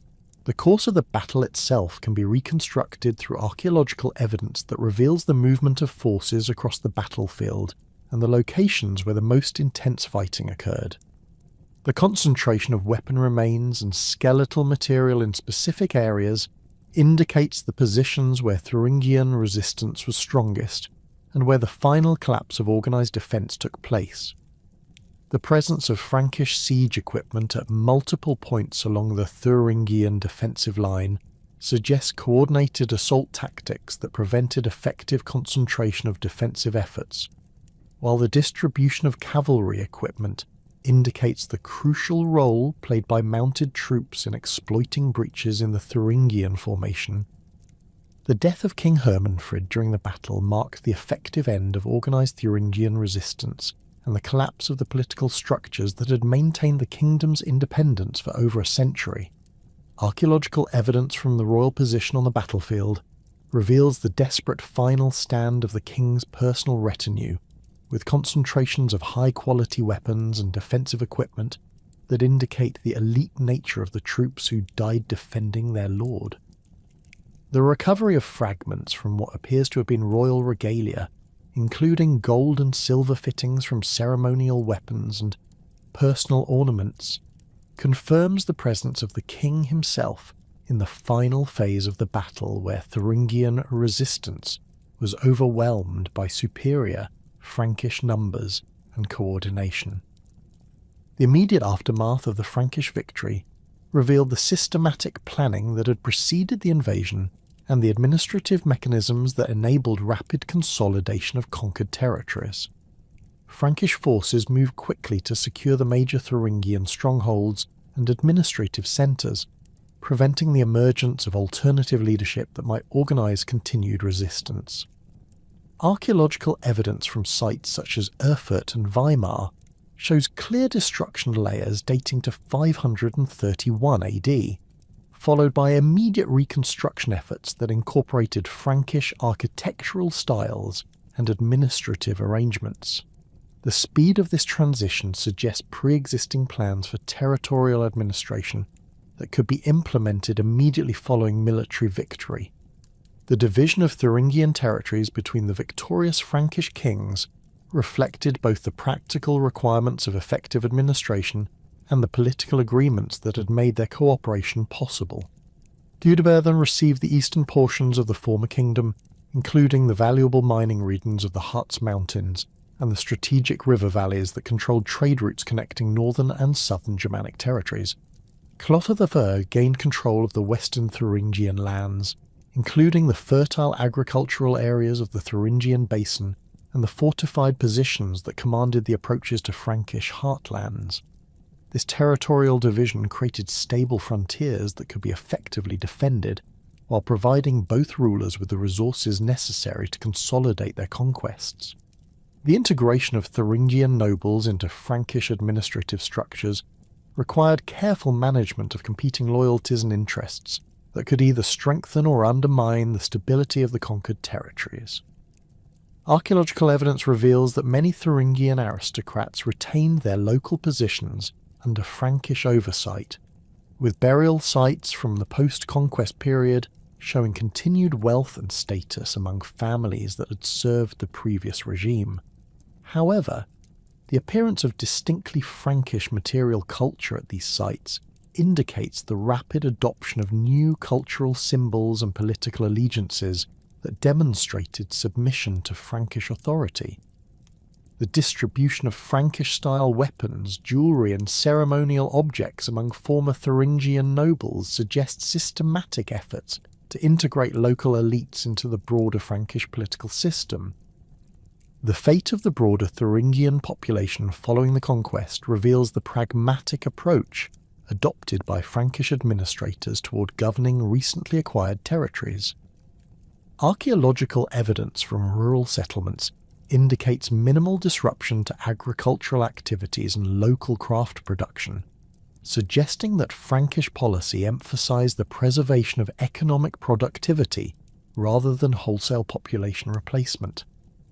The continuation of traditional burial practices and material culture traditions among the common population demonstrates the limited impact of political change on daily life for most Thuringians, while the gradual introduction of Frankish legal customs and administrative practices created new frameworks for social organisation that eventually transformed local society.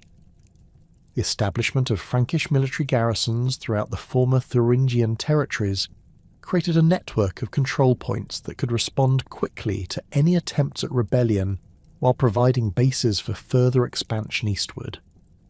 Archaeological evidence from these garrison sites reveals standardized construction techniques and defensive arrangements that reflected established Frankish military engineering practices. The positioning of these installations at strategic locations controlling river crossings, mountain passes, and major road networks demonstrated sophisticated understanding of territorial control and the requirements for maintaining authority over potentially hostile populations. The economic transformation of Thuringian territories under Frankish rule involved the integration of local production centres into broader Frankish commercial networks, while maintaining the specialised industries that had contributed to Thuringian prosperity. The mining operations in the Harz Mountains continued under new management, with Frankish administrators implementing more systematic extraction techniques that increased production while providing greater revenues for royal treasuries. Archaeological evidence from mining sites reveals the introduction of new technologies and organisational methods that enhance productivity while maintaining employment for local populations whose skills remained essential for continued operations. The religious implications of the Frankish conquest accelerated the Christianization process that had already begun under Thuringian royal patronage, with new churches constructed at major administrative centres and Christian clergy appointed to serve both Frankish officials and local populations. Archaeological evidence from church sites established during this period reveals architectural styles that combined Frankish building traditions with local materials and construction techniques, creating hybrid structures that reflected the cultural synthesis occurring throughout the conquered territories.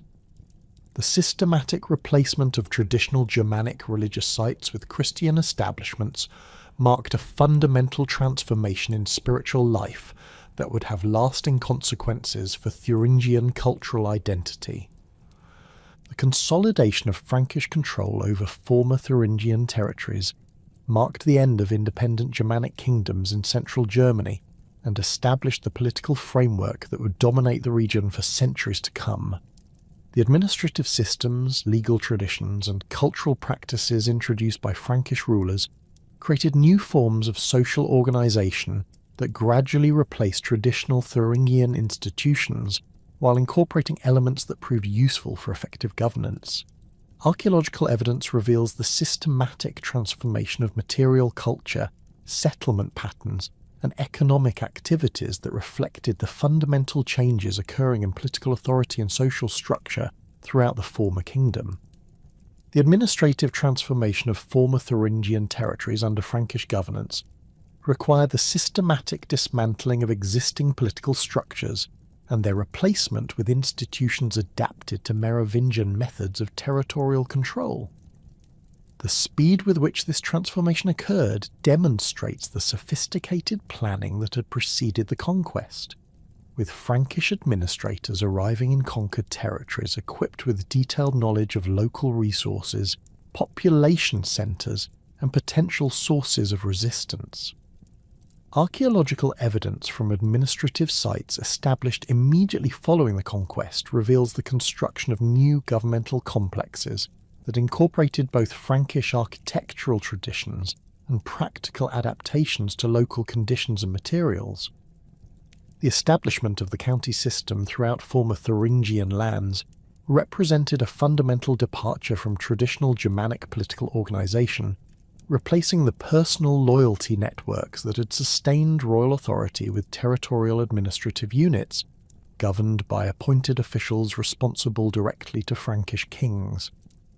The first counts installed in Thuringian territories were typically drawn from proven Frankish nobles, who possessed both the military experience necessary to maintain order and the administrative skills required for effective governance. Archaeological investigations at sites such as Erfurt and Mühlhausen have revealed the construction of substantial administrative complexes during the immediate post-conquest period, featuring timber halls designed for judicial proceedings, storage facilities for tax collection, and residential quarters for county officials and their retinues. The delineation of county boundaries within former Thuringian territory followed practical considerations of geographic accessibility, economic productivity, and defensive requirements rather than traditional tribal or clan territories. The county of Thuringia, centred on Erfurt, encompassed the fertile agricultural lands of the central basin, along with strategic positions controlling major river crossings and trade routes.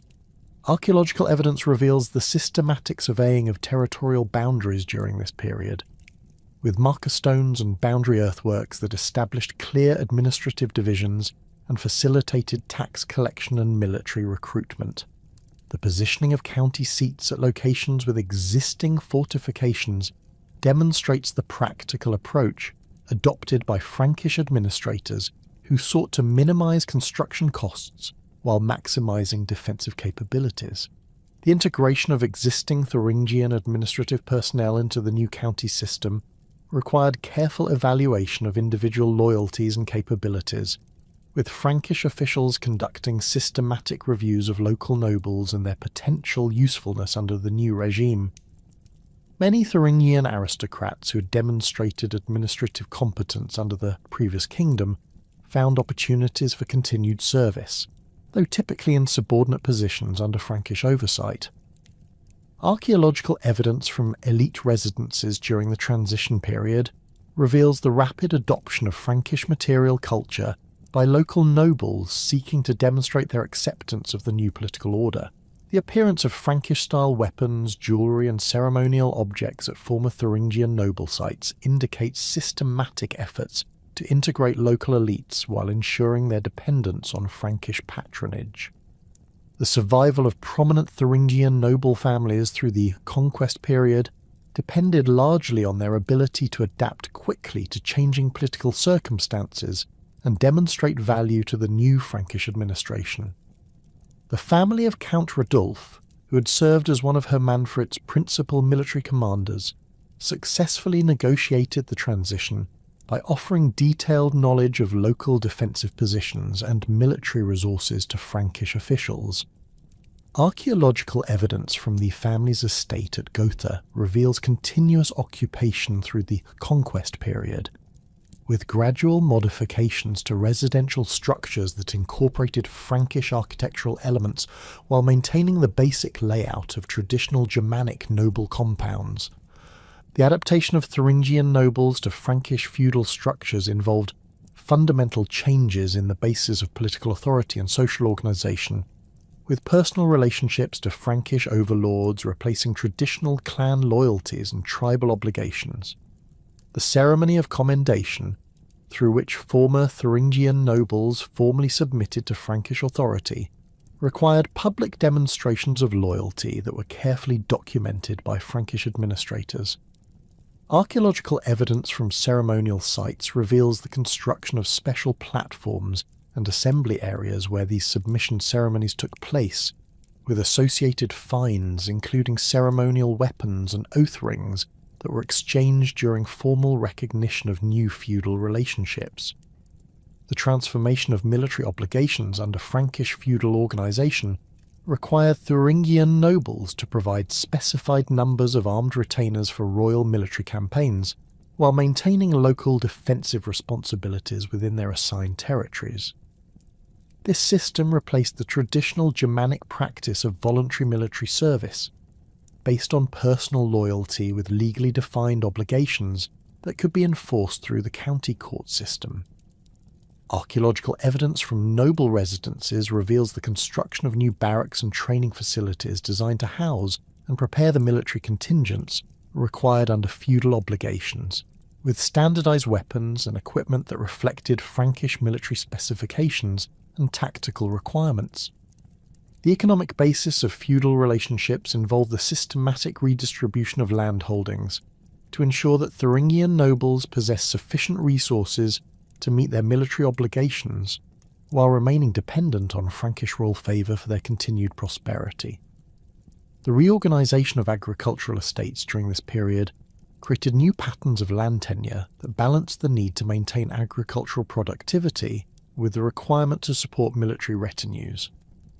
Archaeological surveys of rural areas reveal the establishment of new settlement patterns during the early Frankish period, with consolidated agricultural units that could support larger populations while providing greater surplus for military purposes.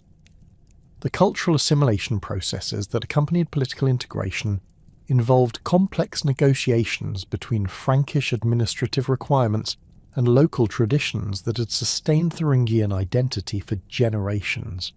Frankish officials recognised the practical advantages of maintaining local customs that did not conflict with royal authority, particularly in areas such as agricultural practices, craft production, and local legal traditions that contributed to economic productivity and social stability. Archaeological evidence reveals the selective preservation of Thuringian cultural elements that proved compatible with Frankish administrative needs, while practices that challenged royal authority or conflicted with Christian religious requirements were systematically suppressed or modified. The preservation of traditional Thuringian craft production techniques proved particularly important for maintaining economic productivity and providing specialized goods required by Frankish administrative and military establishments. The metalworking traditions that had produced high-quality weapons and tools under the Thuringian kingdom continued under Frankish oversight, with workshops at Kala and Ilmenau adapting their production to meet new market demands while maintaining traditional technical skills. Archaeological evidence from these production centres reveals the gradual introduction of Frankish decorative styles and design elements while preserving the superior metallurgical techniques that had made Thuringian metalwork renowned throughout Germanic Europe. The continuation of traditional textile production provided another area where Thuringian cultural practices proved valuable to Frankish administrators, seeking to maintain economic productivity while establishing political control.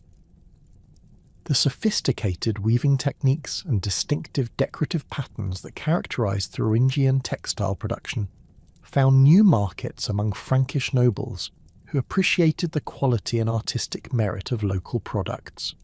Archaeological evidence from textile production sites reveals the adaptation of traditional patterns to incorporate Frankish heraldic symbols and Christian motifs, creating hybrid artistic styles that reflected the cultural synthesis occurring throughout the conquered territories. The preservation of local legal customs required careful integration with Frankish judicial procedures to create coherent legal systems that could address the diverse needs of mixed populations while maintaining consistency with royal authority. Traditional Thuringian approaches to property disputes, marriage contracts, and inheritance rights continued to function at the local level, though subject to review by Frankish county officials who ensured compliance with royal law and Christian religious requirements. Archaeological evidence from court sites reveals the construction of new judicial facilities that could accommodate both traditional Germanic assembly procedures and Frankish administrative requirements, with raised platforms for judges and designated areas for different categories of legal proceedings. The economic transformation of former Thuringian territories under Frankish administration involved the systematic reorganization of taxation systems to ensure regular revenue collection while maintaining agricultural and craft productivity. The traditional Germanic practice of irregular tribute payments based on military success was replaced by systematic tax collection based on land holdings, population counts, and commercial activities. Archaeological evidence reveals the establishment of new storage facilities and administrative centres designed to collect, process, and transport tax revenues to royal treasuries, with standardized weights and measures that facilitated accurate assessment and collection procedures. The implementation of Frankish taxation systems required detailed surveys of agricultural resources, population distributions, and economic activities that provided comprehensive information about the productive capacity of conquered territories. Teams of Frankish administrators conducted systematic assessments of land quality, crop yields, and livestock populations to establish tax obligations that could be sustained without undermining long-term productivity. Archaeological evidence from survey markers and boundary stones reveals the systematic division of agricultural lands into standardized units that facilitated tax assessment and collection while providing clear legal boundaries for property rights and inheritance procedures. The regulation of trade activities under Frankish administration involved the establishment of new commercial centres and market towns that could generate substantial revenues through taxation of commercial transactions while providing improved access to goods and services for local populations. The strategic positioning of these market centres at river crossings and road junctions created commercial networks that connected former Thuringian territories with broader Frankish trading systems. Archaeological evidence from early Frankish market towns reveals the construction of specialised facilities, including warehouses, workshops, and residential areas for merchants that supported increased commercial activity while generating tax revenues for county administrations. The control of mining operations in the Harz Mountains represented one of the most valuable economic assets acquired through the conquest of Thuringian territories, providing access to silver, iron, and other mineral resources that could support both military requirements and commercial activities. Frankish administrators implemented more systematic extraction techniques that increased production while ensuring regular delivery of mineral resources to royal treasuries and military workshops. Archaeological evidence from mining sites reveals the introduction of new extraction technologies and organisational methods that enhance productivity while maintaining employment for local populations, whose specialised skills remained essential for continued operations. Integration of Thuringian commercial networks into broader Frankish trading systems created new opportunities for economic development, while ensuring that commercial activities contributed to royal revenues through systematic taxation. The amber trade routes that had connected Baltic sources with Mediterranean markets through Thuringian territory continued to function under Frankish control, though subject to new regulations and tax requirements that ensured royal participation in commercial profits. Archaeological evidence reveals the establishment of new customs facilities and inspection stations along major trade routes where commercial goods could be assessed and taxed according to standardised procedures that applied throughout Frankish territories.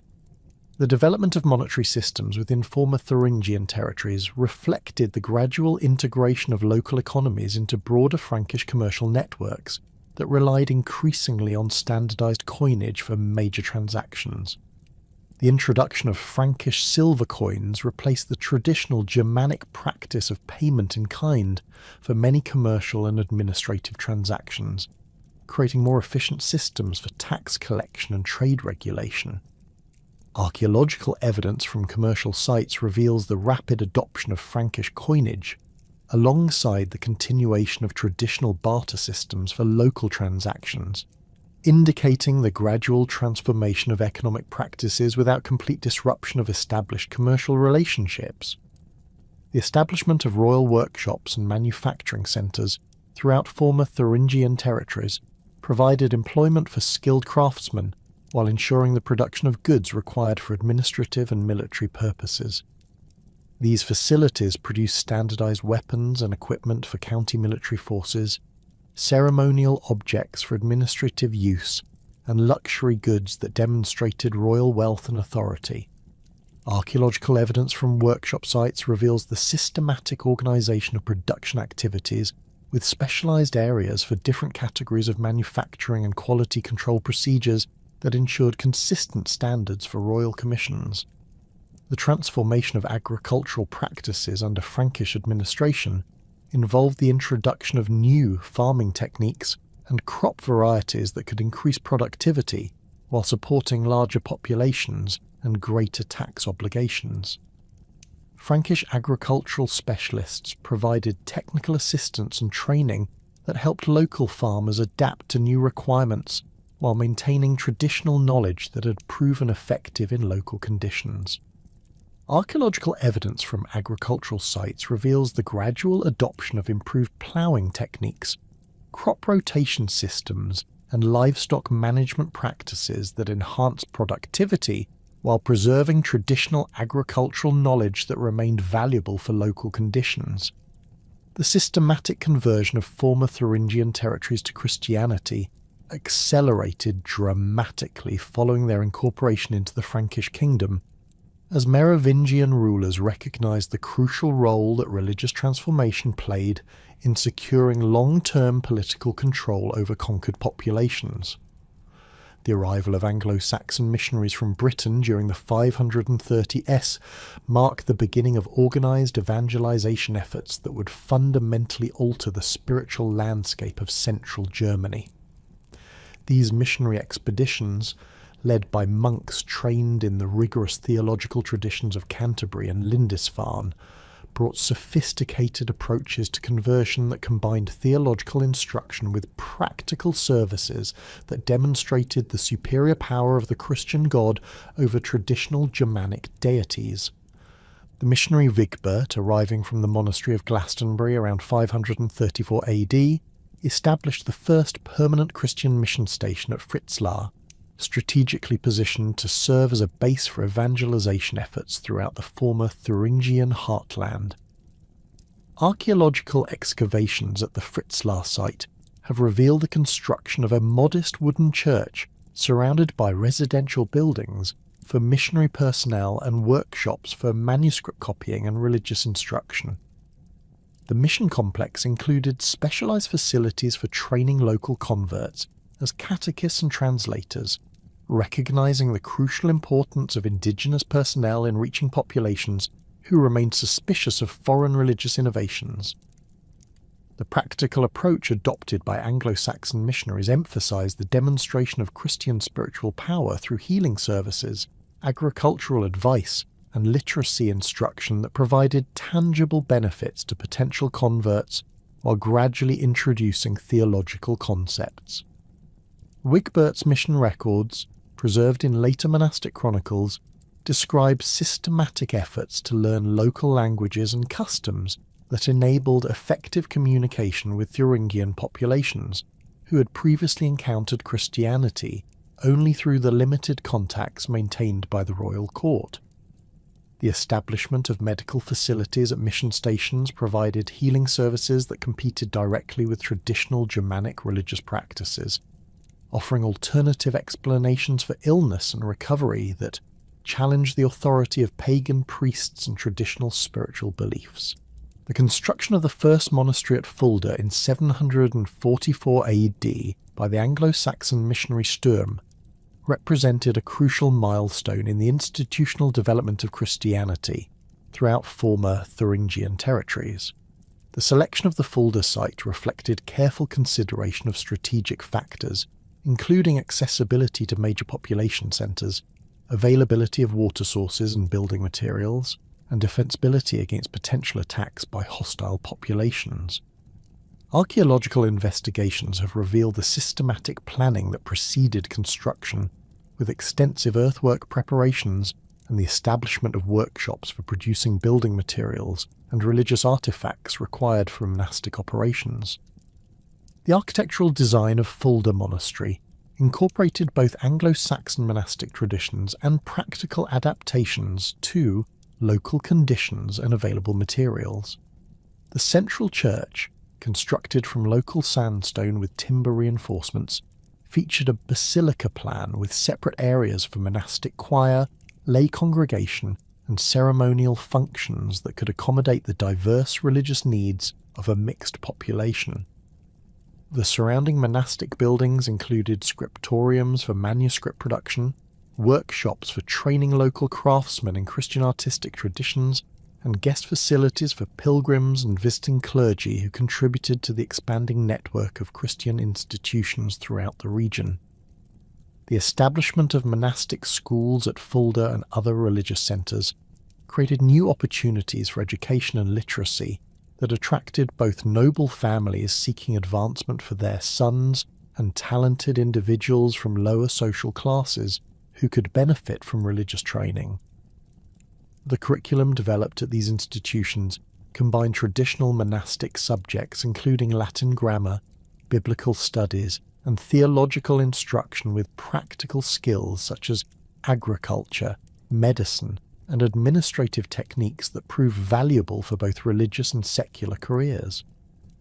Archaeological evidence from monastic sites reveals the systematic organisation of educational facilities with specialised buildings for different categories of instruction and residential areas that could house substantial numbers of students from throughout the region.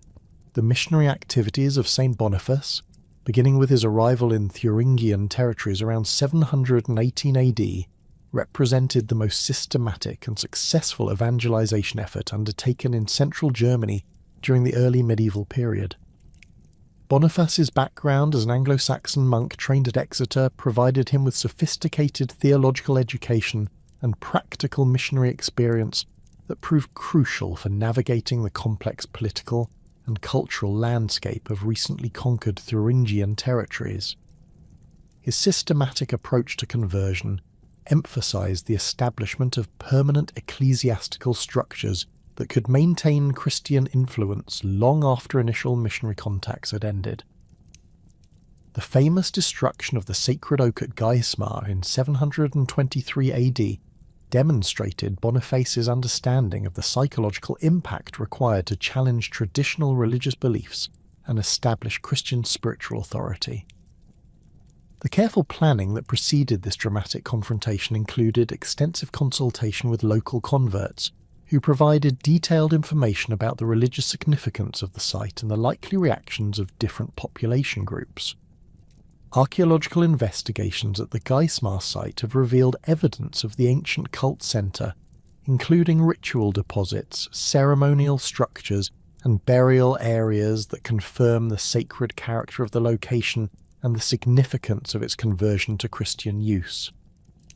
The immediate construction of a Christian chapel from the wood of the destroyed sacred oak provided powerful symbolic evidence of Christian triumph over pagan religious traditions, while demonstrating practical respect for local materials and construction techniques.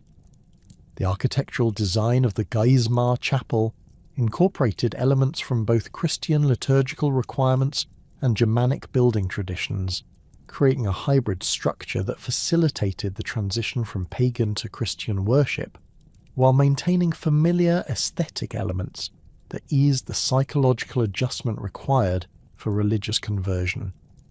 The positioning of the chapel to incorporate existing sacred features of the landscape, including natural springs and ancient burial sites, demonstrated sophisticated understanding of the need to maintain spiritual continuity during periods of religious transformation.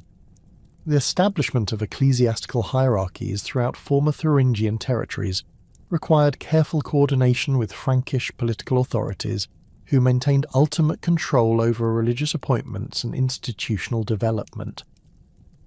Boniface's appointment as Archbishop of Mainz in 732 AD provided him with the administrative authority necessary to organize systematic evangelization efforts, while ensuring coordination with royal policies regarding religious conversion and institutional development. The creation of subordinate bishoprics at strategic locations throughout the region provided local leadership for Christian communities while maintaining connection to broader ecclesiastical networks that could provide ongoing support and guidance. The syncretic religious practices that emerged during the conversion period reflected the complex negotiation between traditional Germanic spiritual beliefs and Christian theological requirements that characterized religious transformation throughout former Thuringian territories. Archaeological evidence from burial sites during the transition period reveals the gradual modification of traditional funeral practices to incorporate Christian elements while maintaining familiar ritual procedures that provided psychological comfort during periods of spiritual uncertainty. The cemetery at Eschwege demonstrates this religious synthesis, with burials from the mid-8th century containing both Christian crosses and traditional Germanic amulets, suggesting the development of hybrid religious practices that combined elements from both traditions. The adaptation of traditional Germanic seasonal festivals to Christian liturgical celebrations created new forms of religious observance that maintained cultural continuity while redirecting spiritual focus toward Christian theological concepts. The transformation of winter solstice celebrations into Christmas observances preserved many traditional elements, including communal feasting, gift-giving ceremonies, and ritual drinking that had characterized Germanic religious practice, while introducing Christian theological content that gradually displaced pagan religious meanings. Archaeological evidence from Hall sites reveals the continued use of traditional ceremonial spaces for Christian celebrations, with modifications that incorporated Christian symbols and liturgical requirements while maintaining familiar architectural arrangements that facilitated community participation. The development of Christian pilgrimage sites throughout former Thuringian territories provided new opportunities for religious expression that combined traditional Germanic practices of sacred travel with Christian theological concepts of spiritual merit and divine intervention.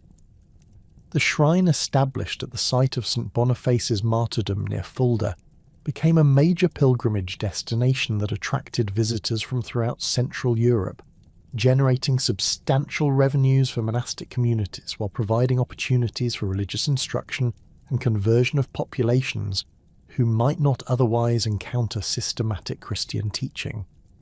Archaeological investigations at pilgrimage sites reveal the construction of specialized facilities including hostels for pilgrims, workshops for producing religious souvenirs, and ceremonial spaces designed to accommodate large gatherings of visitors during major religious festivals. The integration of traditional Germanic artistic traditions with Christian iconographic requirements created new forms of religious art that facilitated the visual communication of Christian, theological concepts, while maintaining aesthetic elements that remained familiar and appealing to recently converted populations. The illuminated manuscripts produced at Fulda and other monastic centres incorporated traditional Germanic decorative motifs, including interlaced animal designs and geometric patterns into Christian religious contexts, creating hybrid artistic styles that demonstrated the compatibility of local cultural traditions with Christian spiritual requirements.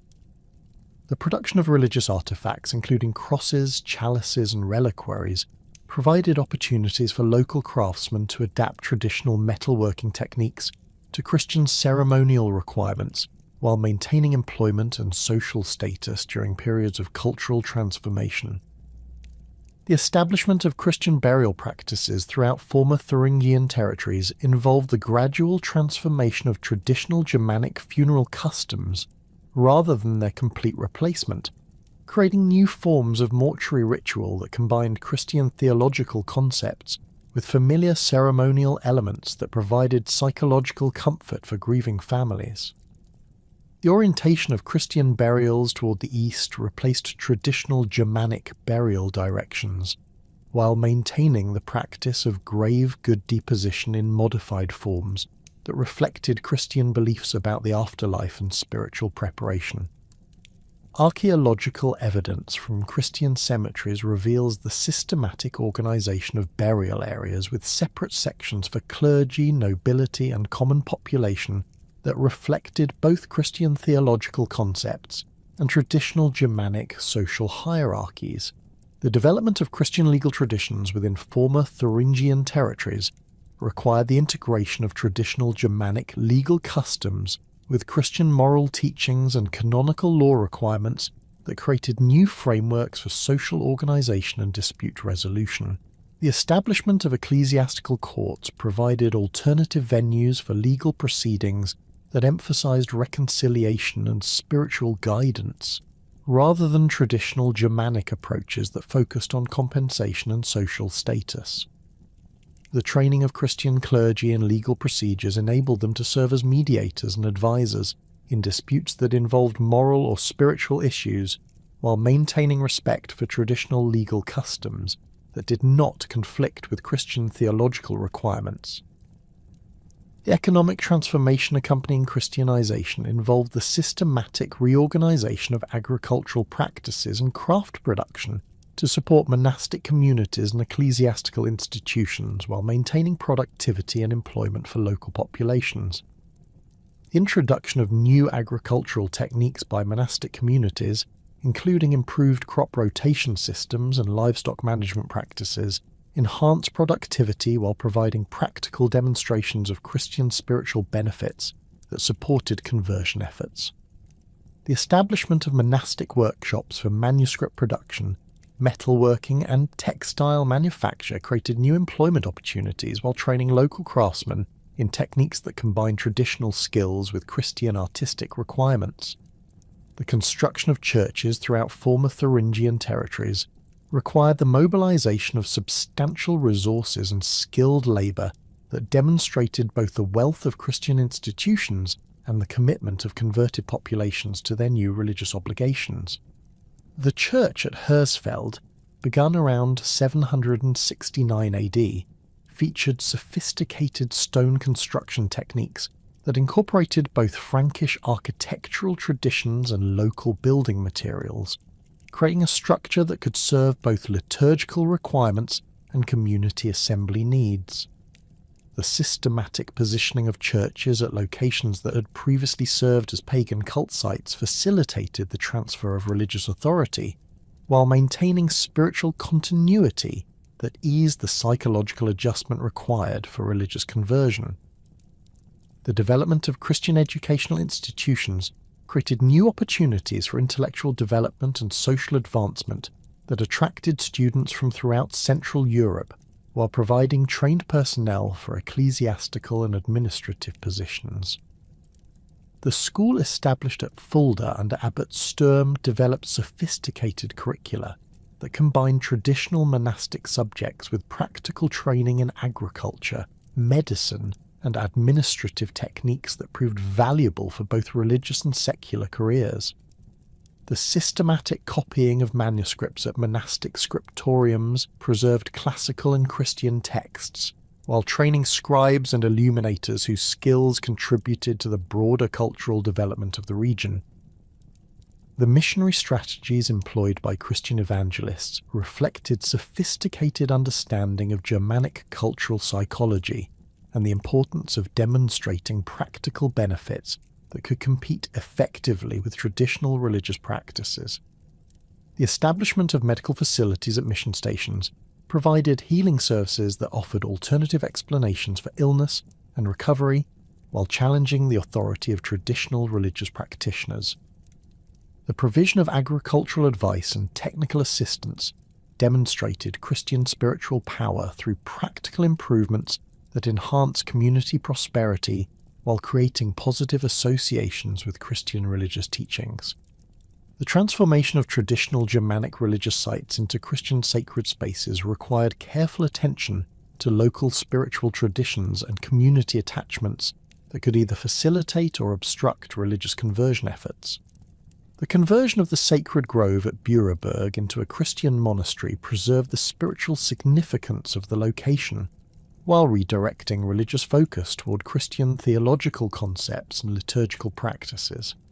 Archaeological evidence reveals the systematic adaptation of existing ceremonial structures and sacred features to accommodate Christian worship requirements while maintaining familiar elements that provided psychological continuity during periods of religious transformation. The political reorganization that followed Charlemagne's coronation as emperor in 800 AD created new opportunities for the revival of Thuringian territorial identity within the broader framework of Carolingian imperial administration.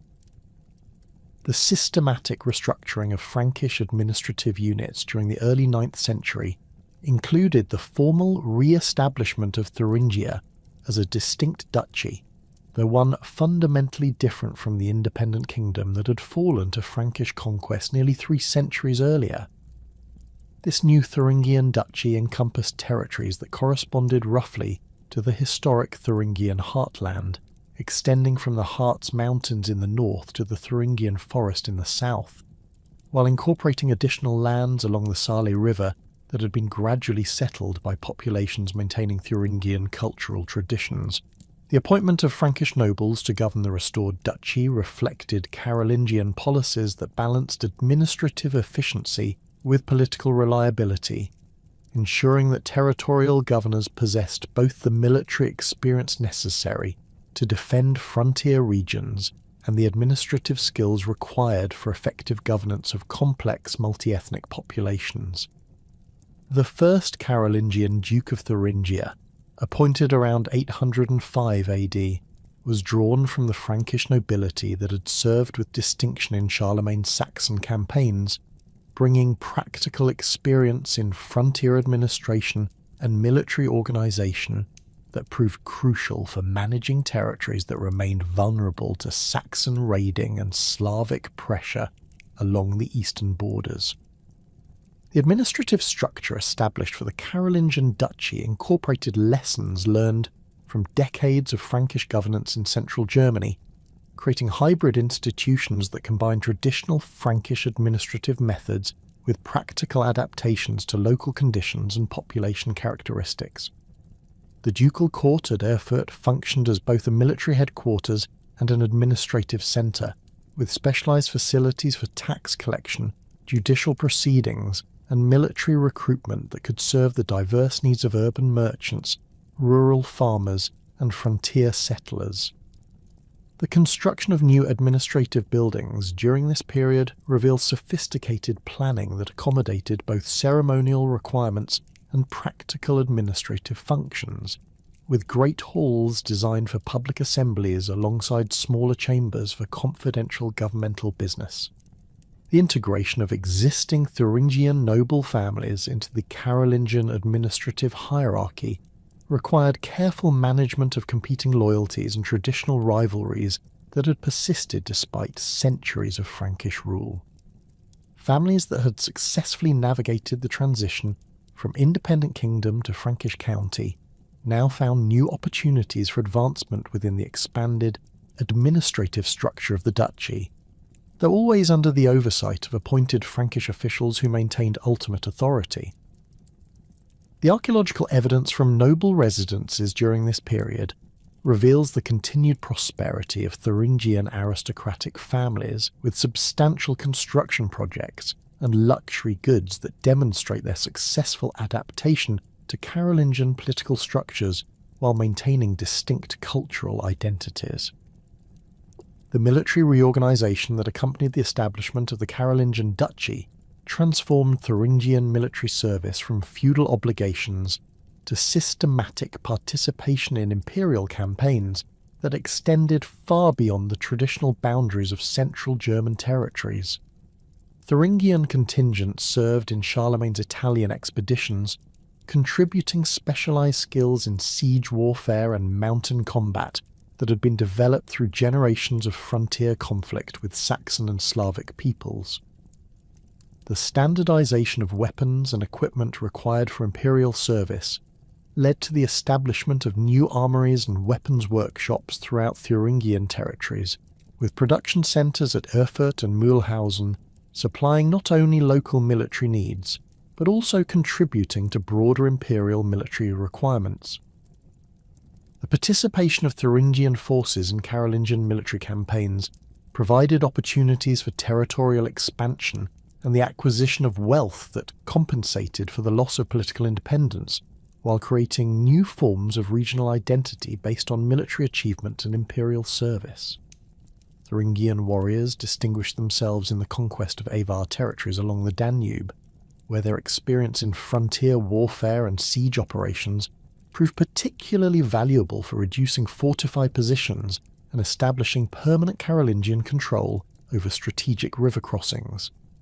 The distribution of plunder and territorial grants following these successful campaigns provided substantial rewards for Thuringian military service, while creating new networks of loyalty that bound regional military leaders to imperial authority. The Saxon wars that dominated Charlemagne's military activities for over 3 decades created particular opportunities for Thuringian military commanders who possessed intimate knowledge of Saxon tactical methods and territorial organisation gained through centuries of border conflict. The appointment of Thuringian nobles to command positions in Saxon campaigns reflected imperial recognition of their specialised expertise, while providing opportunities for advancement that had been unavailable under previous Frankish administrative arrangements.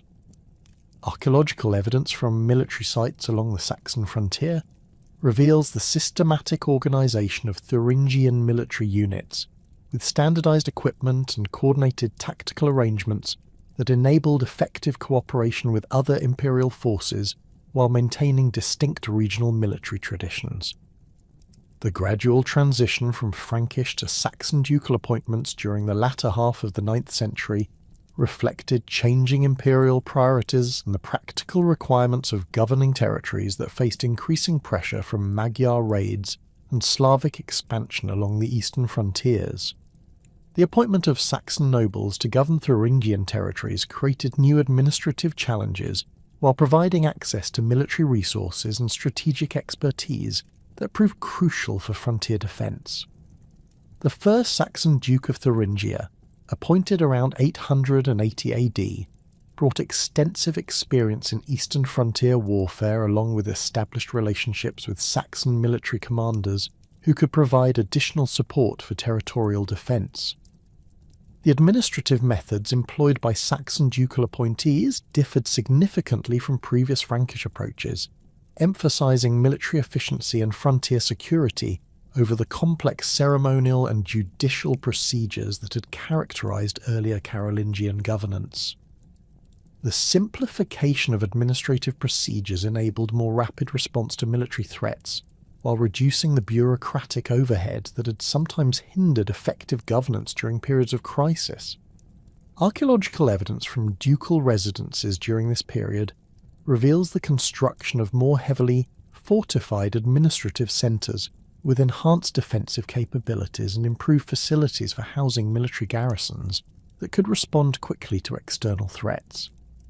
The economic development that accompanied the establishment of stable ducal administration created new opportunities for commercial expansion and urban growth that transformed the economic landscape of Thuringian territories.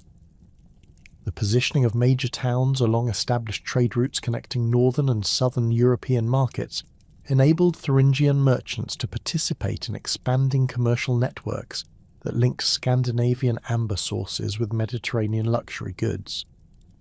The growth of market towns such as Erfurt, Gotha and Eisenach during this period reflects the systematic development of commercial infrastructure that could support increased trade volumes while generating substantial tax revenues for ducal administration.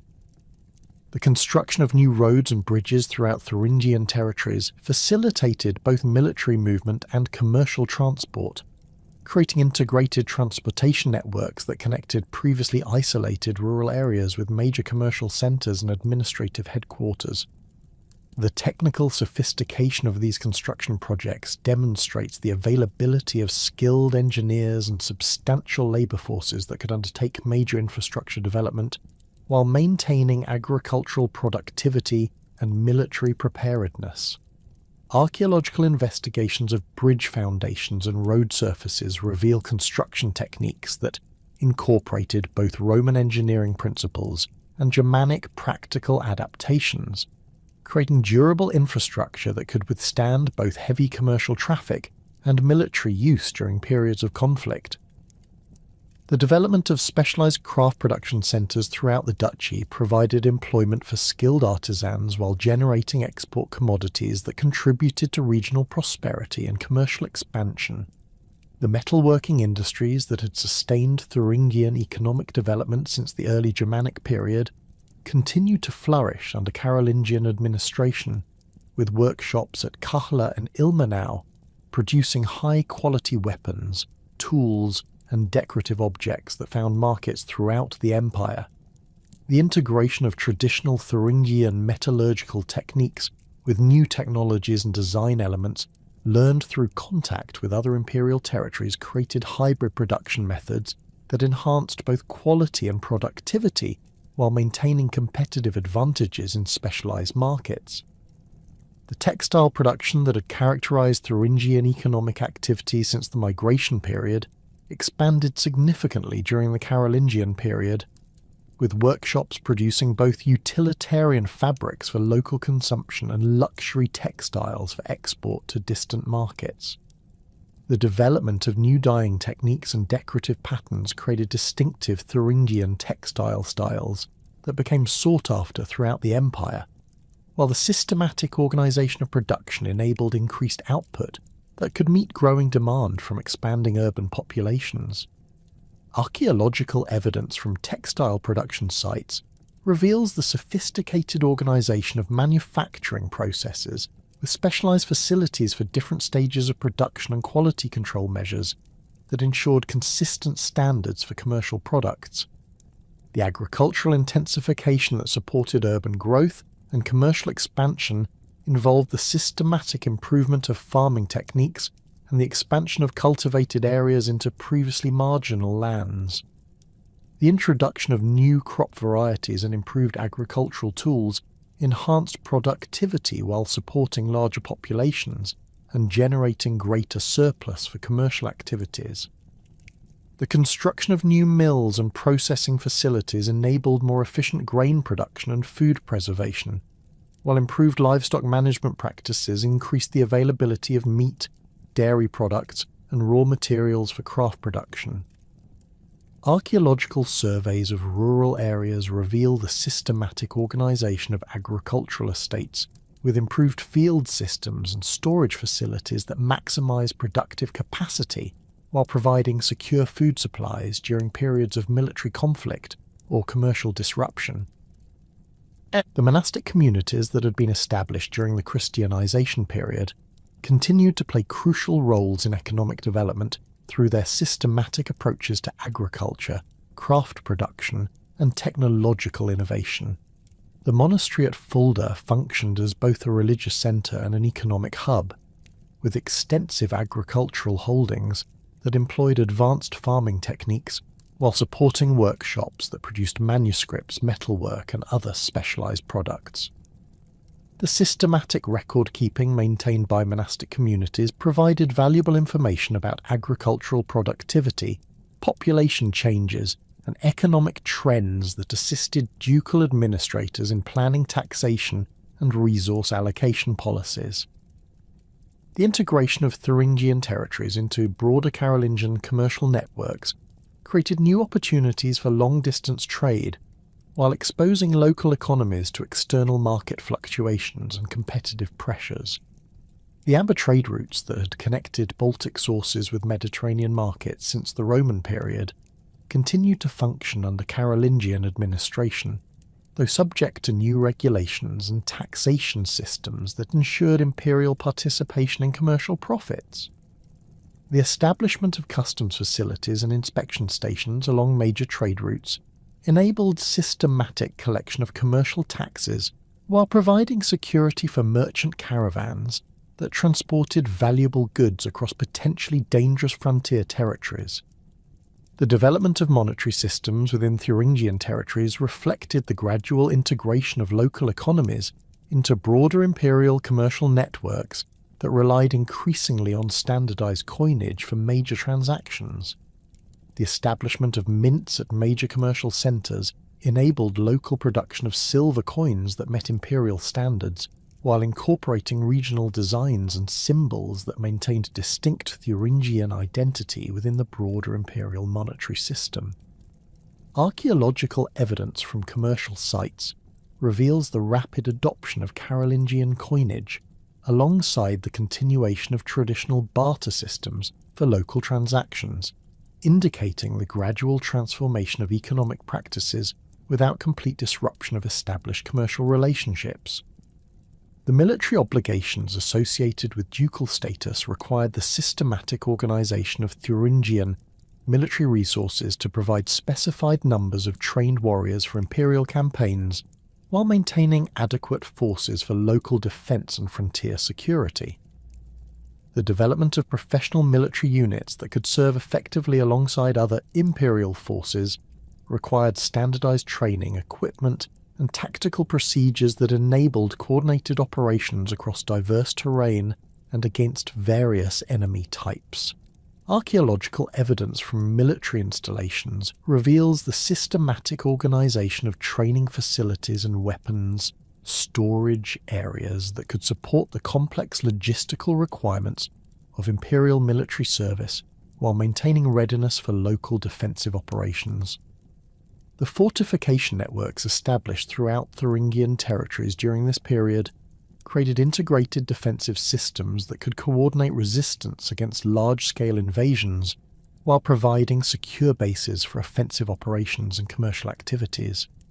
The strategic positioning of fortified positions along major river valleys and mountain passes demonstrated sophisticated understanding of military geography and the importance of controlling key terrain features that could channel enemy movements or provide access to valuable resources. The construction techniques employed in these fortifications incorporated lessons learned from decades of frontier warfare, with defensive designs that could withstand both siege engines and prolonged blockade, while maintaining communication with other defensive positions and supply sources. The cultural synthesis that emerged during the Carolingian period combined traditional Thuringian identity with imperial political structures and Christian religious practices, creating new forms of regional culture that maintained distinct characteristics while participating fully in broader imperial civilization. The preservation of traditional Germanic artistic motifs and decorative styles within Christian religious contexts demonstrated the successful integration of local cultural traditions with imperial religious and political requirements. The production of illuminated manuscripts, religious artifacts, and ceremonial objects that combined Thuringian artistic traditions with Carolingian imperial symbolism created hybrid cultural forms that expressed both local identity and imperial loyalty, while contributing to the broader cultural development of Carolingian civilization. The dissolution of the Carolingian Empire during the 9th and 10th centuries paradoxically strengthened rather than weakened the preservation of Thuringian cultural identity, as the breakdown of centralized imperial authority allowed local traditions to reassert themselves within the emerging framework of the Holy Roman Empire. The fragmentation of political control created spaces where traditional practices, linguistic variations, and cultural memories could persist alongside the newer Christian and imperial institutions that had been imposed during centuries of Frankish rule. Archaeological evidence from rural settlements during this transitional period reveals the remarkable continuity of material culture traditions that had survived multiple political transformations, with pottery styles, metalworking techniques, and burial practices maintaining distinctively Thuringian characteristics despite centuries of external political control. The persistence of traditional Thuringian dialects throughout the medieval period demonstrates the deep-rooted nature of cultural identity that transcended political boundaries and administrative reorganization. Linguistic analysis of place names recorded in medieval documents reveals the systematic preservation of Germanic toponyms that encoded information about landscape features, settlement patterns, and religious practices that predated Christian conversion. The village name Donnersberg preserved memory of Donar worship sites, while settlements with names ending in Leben and Stedt maintained linguistic patterns that reflected traditional Thuringian approaches to territorial organization and community structure. These linguistic survivals provided crucial links to pre-Christian cultural practices that continue to influence community identity long after the formal adoption of Christian religious observances.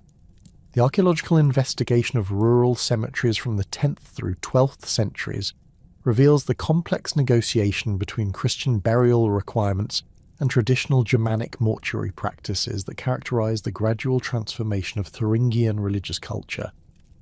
The cemetery at Langensalza contains burials that demonstrate this cultural synthesis, with Christian burial orientations and cross symbols appearing alongside traditional grave goods, including iron knives, ceramic vessels, and personal ornaments that reflected persistent beliefs about afterlife requirements and spiritual preparation.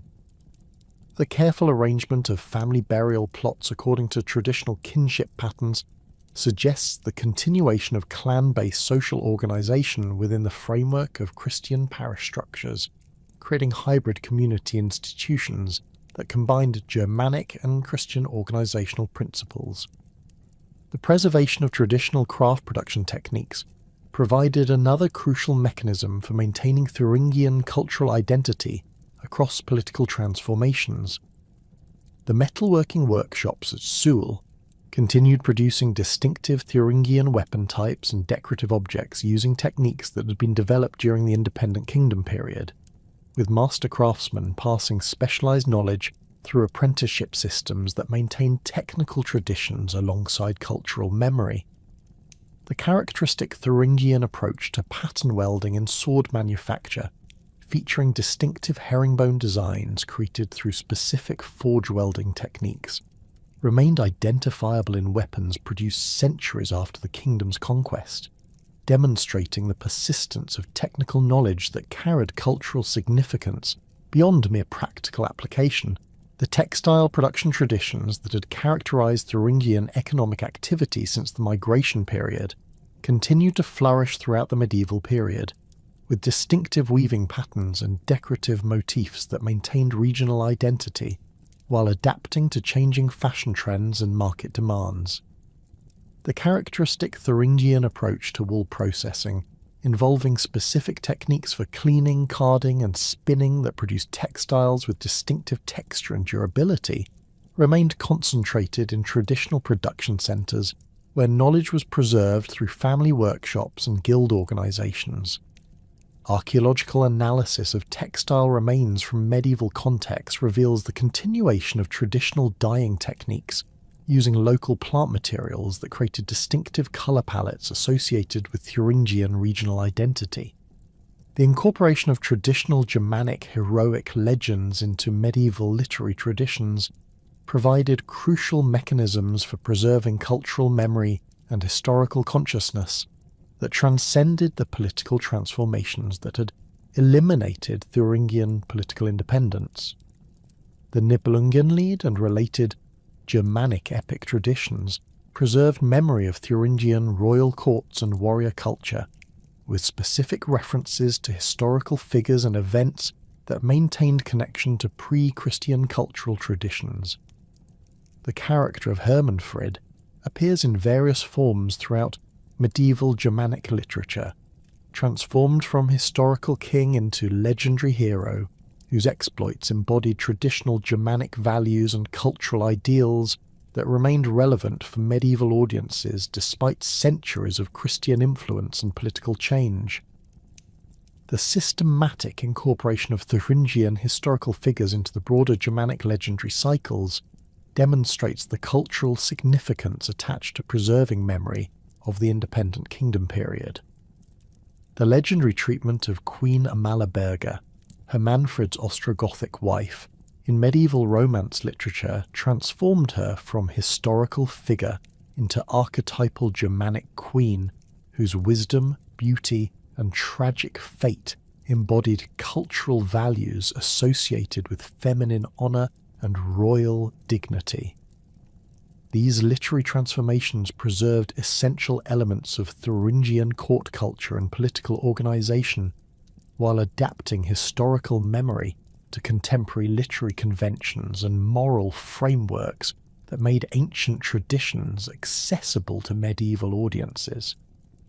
The preservation of traditional seasonal festivals and community celebrations provided ongoing opportunities for expressing Thuringian cultural identity within the framework of Christian religious observances.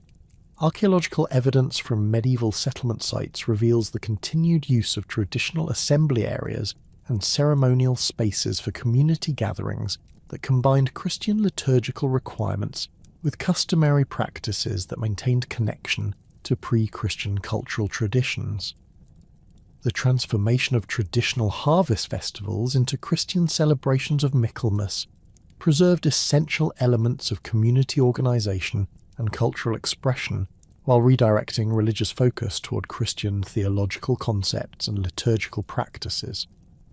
The maintenance of traditional legal customs and dispute resolution procedures demonstrates the persistence of Germanic institutional frameworks that continue to function alongside Christian canonical law and imperial legal systems. The medieval legal compilation known as the Saxon Spiegel preserves references to traditional Thuringian legal practices, including specific procedures for property disputes, inheritance rights, and community decision-making that reflected customary law traditions dating to the independent kingdom period. These legal survivals provided institutional continuity that maintained community cohesion and cultural identity while adapting to changing political circumstances and religious requirements. The architectural traditions that had characterized Thuringian building practices since the migration period continued to influence construction techniques and aesthetic preferences throughout the medieval period, creating distinctive regional styles that combine traditional Germanic structural principles with Christian liturgical requirements and imperial architectural influences. The characteristic Thuringian approach to timber construction, featuring specific joinery techniques and decorative elements that reflected traditional aesthetic preferences, remained identifiable in both religious and secular buildings constructed centuries after political conquest. The church at Mühlhausen, rebuilt during the 11th century, incorporated traditional Thuringian woodworking techniques alongside Romanesque architectural elements, creating hybrid structures that expressed both Christian religious commitment and regional cultural identity. The preservation of traditional agricultural practices and land management techniques provided crucial continuity in rural communities where the majority of the population maintained direct connection to pre-Christian cultural traditions through daily interaction with landscape features and seasonal cycles that had shaped Thuringian cultural development for centuries. Archaeological surveys of medieval field systems reveal the continuation of traditional farming methods, including specific crop rotation patterns, livestock management practices, and land division systems that reflected customary approaches to resource utilization and community organization. These agricultural traditions maintained cultural knowledge and community structures that provided stability during periods of political upheaval, while preserving practical wisdom that remained valuable for local environmental conditions.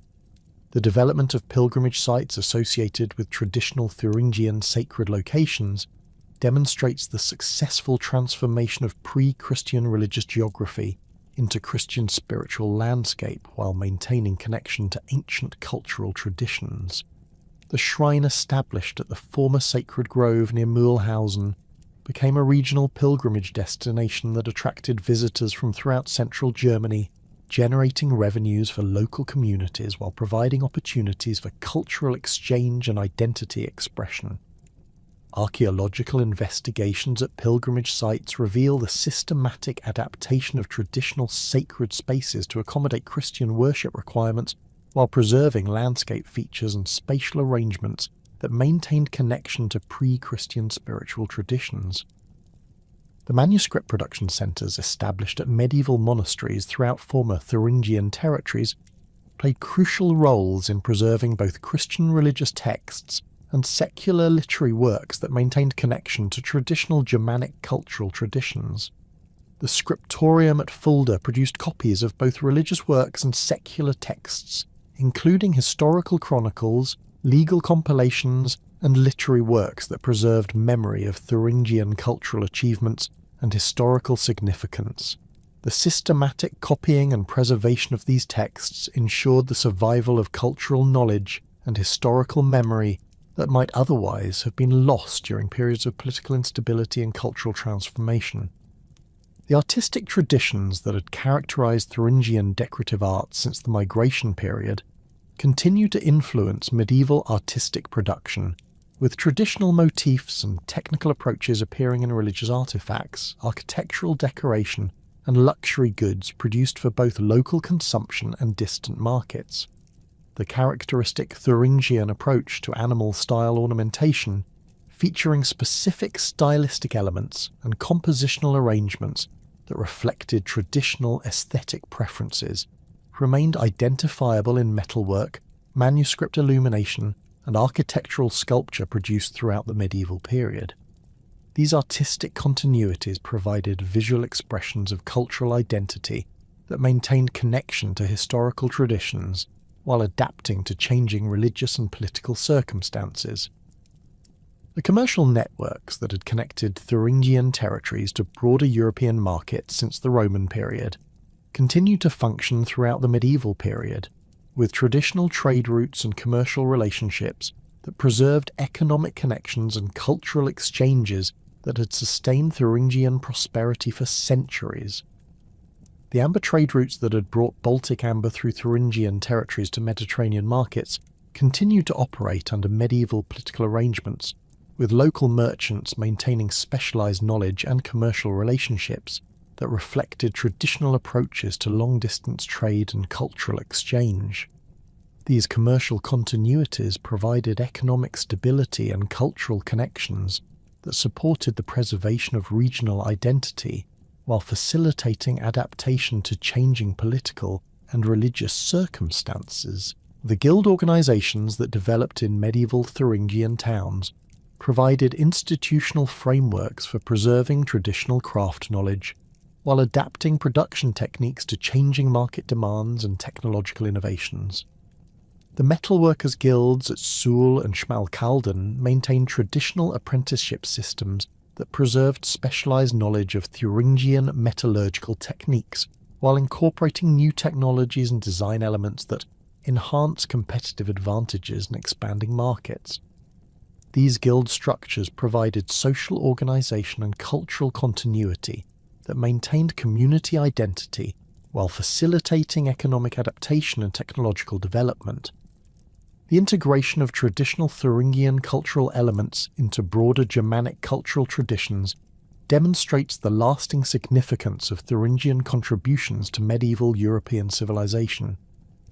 The distinctive approaches to metalworking, textile production, agricultural management, and artistic expression that had characterized Thuringian culture since the migration period continued to influence broader cultural development throughout central Germany and beyond. The technical innovations and aesthetic achievements of Thuringian craftsmen contributed to the development of medieval European material culture, while maintaining distinctive regional characteristics that preserved cultural memory and identity. The historical significance of the Thuringi within the broader context of Germanic tribal migrations extends far beyond their political achievements during the kingdom period to encompass their crucial role in the cultural synthesis that created medieval European civilization. Their strategic position in central Germany made them essential participants in the complex processes of cultural exchange, technological transfer, and political development that transformed post-Roman Europe into the medieval world.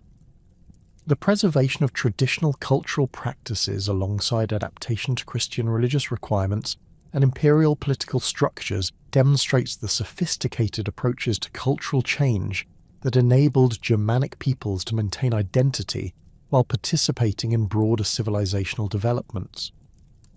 The archaeological legacy of Thuringian culture provides crucial evidence for understanding the processes of cultural transmission and adaptation that characterized the transformation of Germanic Europe during the early medieval period.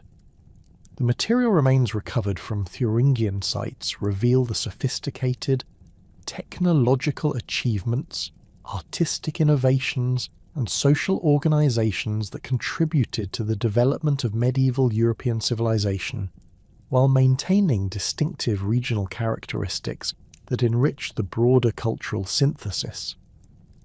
The systematic investigation of Thuringian archaeological sites continues to provide new insights into the complex processes of cultural change and continuity that shaped European development during this crucial transitional period. The enduring influence of Thuringian cultural traditions in the regional identity of central Germany demonstrates the persistence of cultural memory and the importance of historical consciousness in maintaining community cohesion across political transformations. The place names, dialect variations, architectural styles, and cultural practices that preserve connection to Thuringian historical traditions continue to provide distinctive regional identity that enriches contemporary German cultural diversity, while maintaining connection to ancient Germanic cultural achievements. The legacy of the Thuringi thus represents not merely a chapter in early medieval political history, but a crucial component of the cultural foundations that continue to shape Central European identity and contribute to the rich tapestry of European civilization.